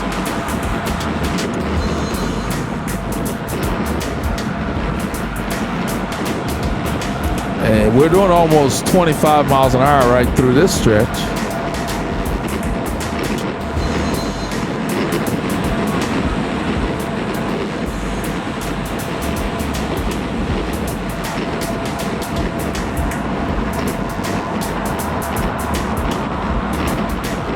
So all of us go through. I put my arm out so we went through that yellow light to let the rest of the people know, just keep coming. The train's going through.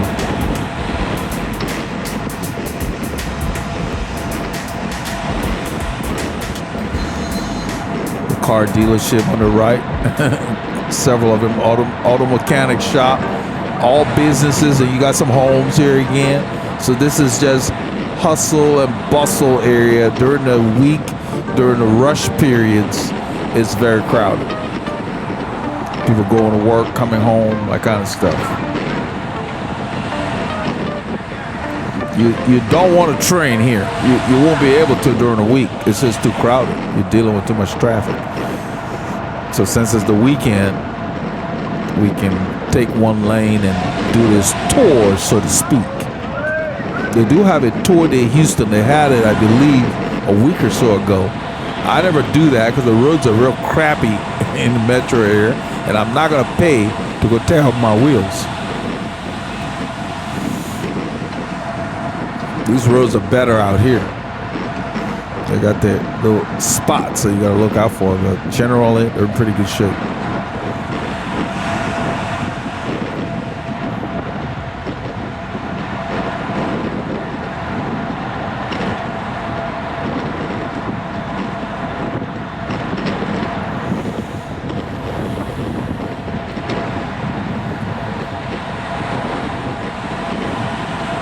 So this guy in this chartreuse jersey looks very smooth. So is the guy in front of me. They got good fit on their bikes.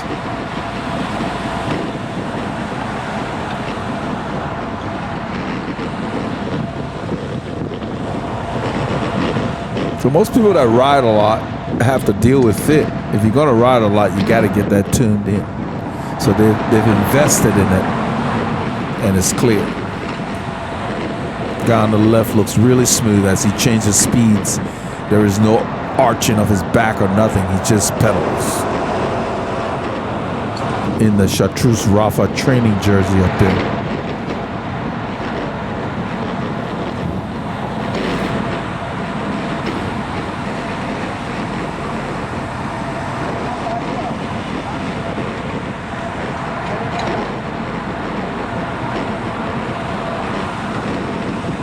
He's riding a cross bike with larger tires on it, but they're tires for the road. I call it cross, but it's really like one of these that you can use for road and gravel. It looks like a triple T style frame. I don't think that's the branding. It looks similar, but it's got good clearance for larger tires. This is Louetta Drive in northwest Harris County. We're headed towards 249, the Tomball Expressway. Should be coming up shortly.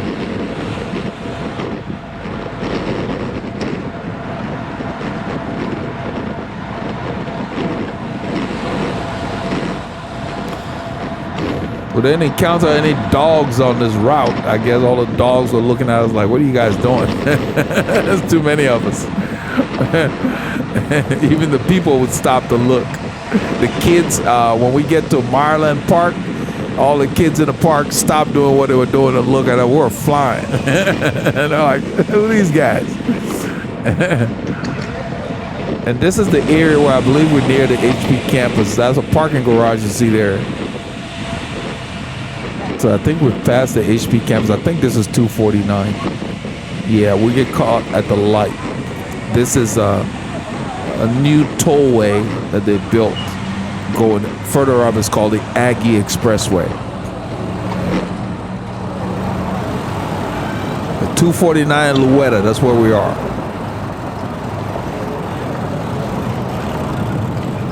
One of the busiest areas in southwest Tomball. I believe we're back in Tomball now. You guys stay in this lane so those guys can turn. Yeah, there are guys behind me that are in the right turn lane, which we're not using. You know, I end up turning around and waving them over. Why do I have to do that? It's like, you're not the only one on the planet. And I wonder why these drivers are upset. It's like, just because there's a bunch of us, you don't act like you don't know other people exist. So I wave them over. I'm like, get in the lane we're using. You don't need to straddle two lanes. We're waiting at the light. Just common sense stuff. So when you're in your group, don't hesitate to let them know.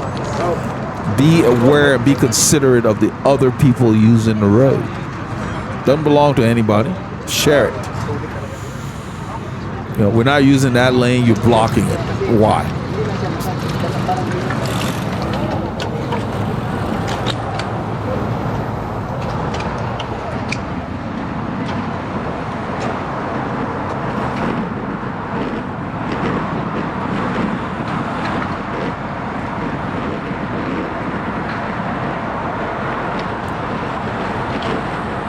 So we'll go under 249. We'll come on the other side. There's a HEB right here. That's a truck driver giving us the salute. And then there's like a nursery on the other side that I used to go to. There's a bank that we go to down there. There's the HEB on the right. So these are all the places we come in our cars. I wouldn't ride my bike here if I was paid during the week. It's just too congested. You don't get much of a workout. You know, it's just too crowded. So that's the HEB parking lot we're going by. I didn't realize we were going that fast. We're doing about 23, 24 right now. There are a bunch of lights, and then right here there's some potholes and stuff. That's what they're calling out. And this is the Vintage Center. It's a shopping center that we're going by. And these guys are riding like they're late for something. I mean, we're really flying. So it's like, we were fortunate we caught all these little lights. I have a bunch of lights for this shopping center, the Vintage, and we caught all the green ones.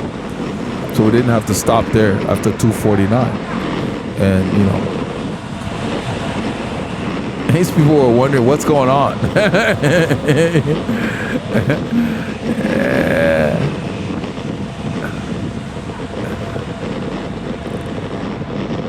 That's still the Vintage. This is probably the last entrance.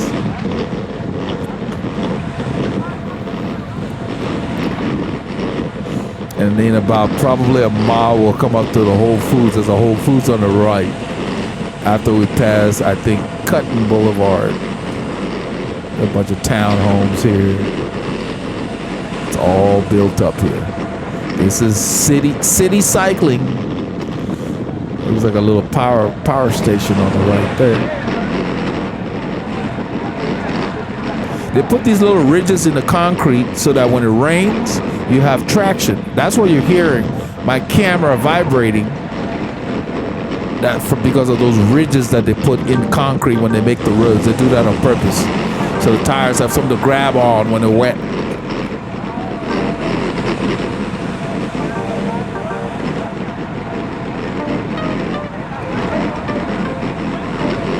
I don't even like to use these roads in my car. So it's a novelty to see this. I don't pick these routes when I'm driving.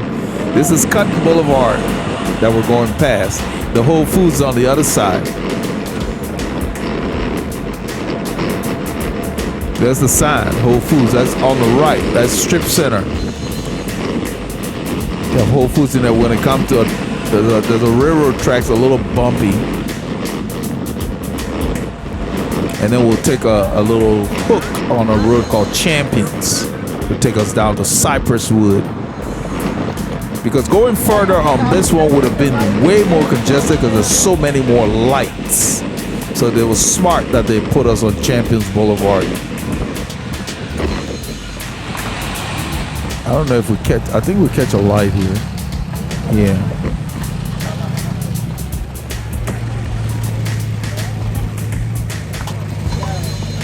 A light at the railroad tracks. This entire strip center here, I think it connects to where the Whole Foods is, a bunch of other stores in there.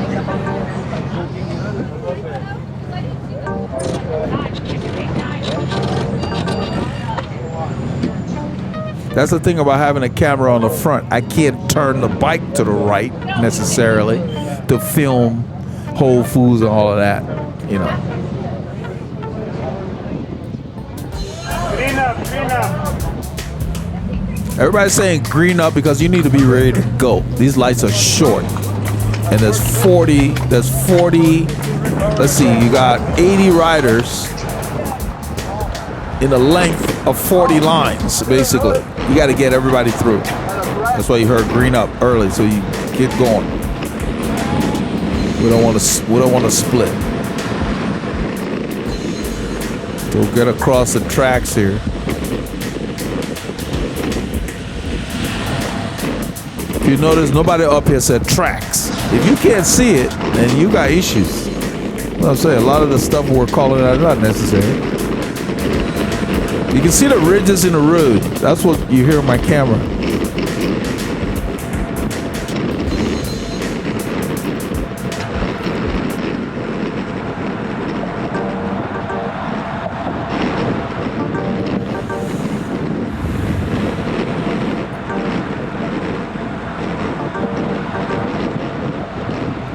$34°C, so it's like 91 degrees right now. I didn't realize it got that warm. It felt hot. Then I got a base layer on, so I just zipped my jersey down about 3/4 of the way.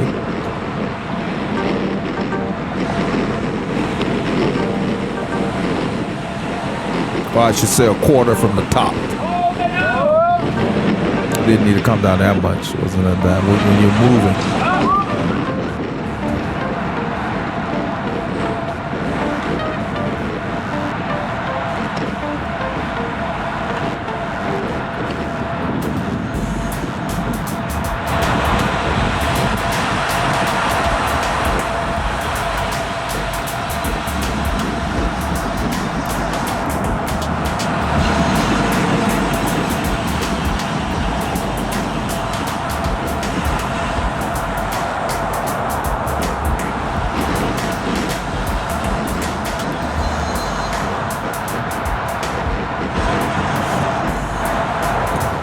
At this point in the ride, I was not aware that we were taking Champions. I hadn't looked at every inch of the map. And then somebody says right turn. Well, being familiar with the area, I knew. Okay, yeah, that makes sense. Because I've driven on this road and I knew where it ended up. So this would take us to Cypress Wood, which is like a boulevard. It's a 30-mile-an-hour speed zone from here all the way to Cypress Wood. It's a quieter.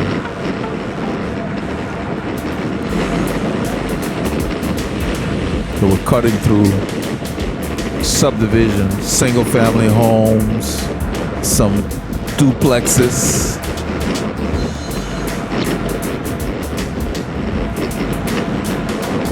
That's what we call them here, the multi-family homes.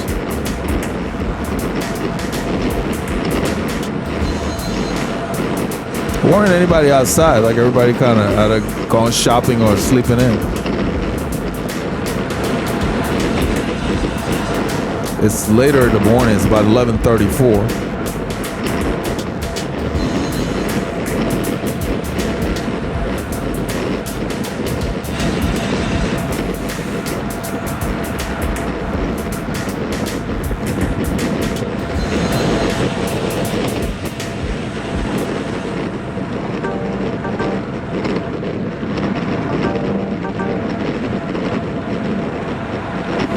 We're doing 20 miles an hour thereabouts because we're going south.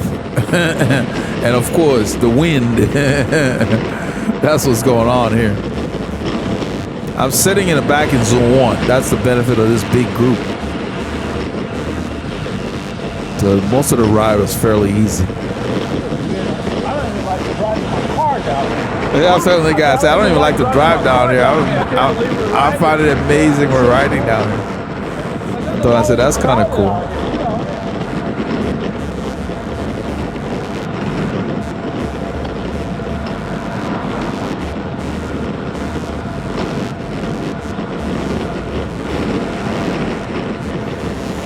When I'm coming on this side of town, it's in the non-busy hours, whenever possible.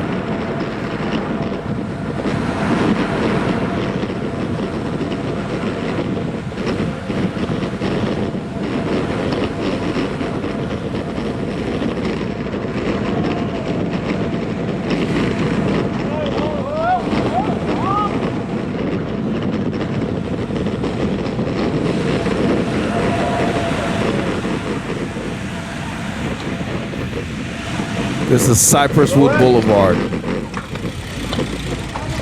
They got some bigger homes lining this street. There's a golf course on the opposite side.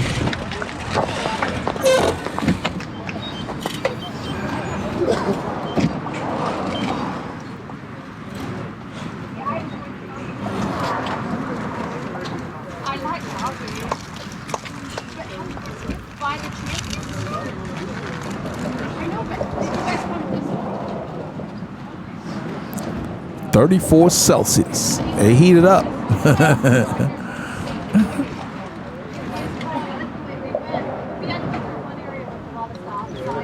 don't know if you notice everybody getting something to eat, reaching in their pockets. You take advantage of these little lulls in the pace. Pretty good. It's southwest. Yeah,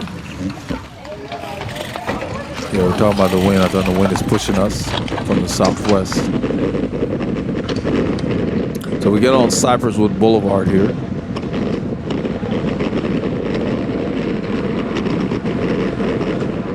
You see the watts, 600 and some watts to get up and going. Same thing in your car. Every time you race from stoplight to stoplight, you're wasting a lot of gasoline. Once you start cruising, then you save fuel.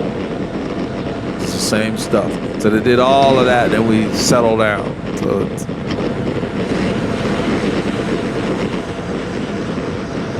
that guy takes a flyer. I'm not sure where he's going, but moving up.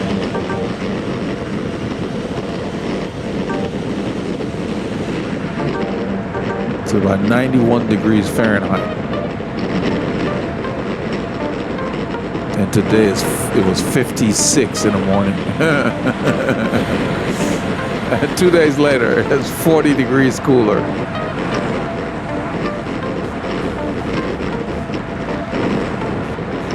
The group looks very tight. You hear me compliment them right here because everybody looks very tight. It's a nice pace line. That guy, the guy in the chartreuse is a little close to that wide line. He needs to come over a little bit. I'm not sure why he's there. Maybe he wants to look around the guy in front, but I don't like to be by that line. They need to close it up just a little.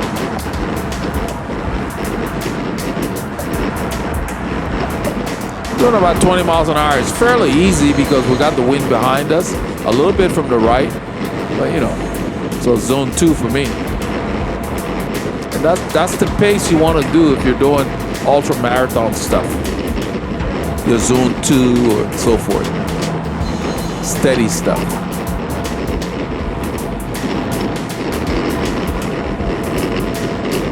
That's Champion Forest Boulevard we just went by. We're heading towards Maryland Park. All the kids, I couldn't get them on camera because the camera's mounted. But all the kids stopped doing what they were doing to start looking at us because we were moving. We ended up getting stuck at the light there too.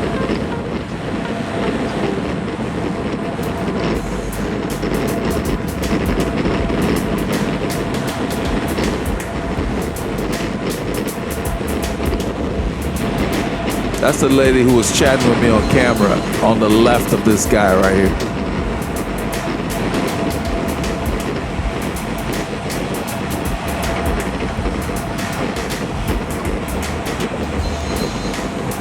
And next time we do this ride, I will film, or a ride like this, I will film more of the splits, because at the end of the ride, the group really split up as the pace quickened.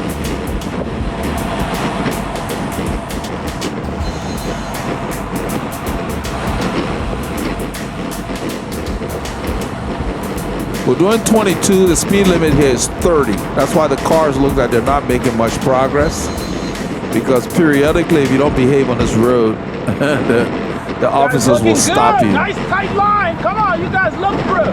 That's why I'm complimenting them, because they look good. It's nice and tight. We're moving along smoothly, no yo-yo stuff.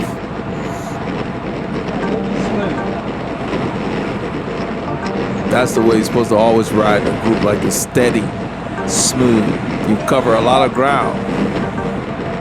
This is the park on the right. Well, all the kids stopped and started looking at us. They're in there. You can't see them. I think it's Meyer Park or something.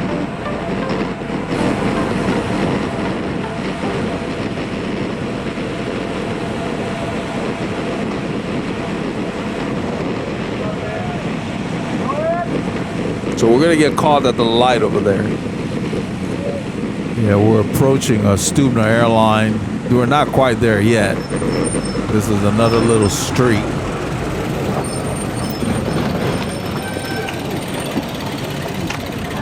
The park is on the right here. This whole area is a park. It's cordoned off. People run, and they got soccer, whatever you want to do in there. It's pretty big. So at the next intersection, we stand there so long that it's like it took us several lights to get through. Oh, there's a store right up there. About there already. Yeah. We're talking about the Trek store, thinking we're going to stop there, but that does not happen. We pass it. Yeah, the shop's right up. I believe they're going to stop there. I'm not sure, but it's right up Yeah, there. you hear me telling, I'm not sure. No, nobody, they didn't make the stops that official. So Makes sense to stop. Get some water. we don't stop. We go right past it. And, as hot as it is, it's just... So when I got back to the Woodlands, I was loading up on fluids like crazy.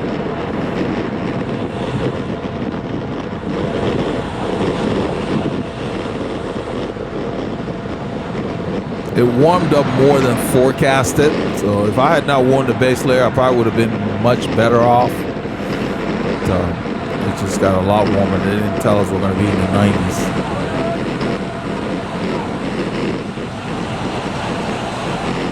And so I don't know what you did on Saturday, but this is part of what we did on Saturday. At this point, we just sit here for so long just to get through that intersection.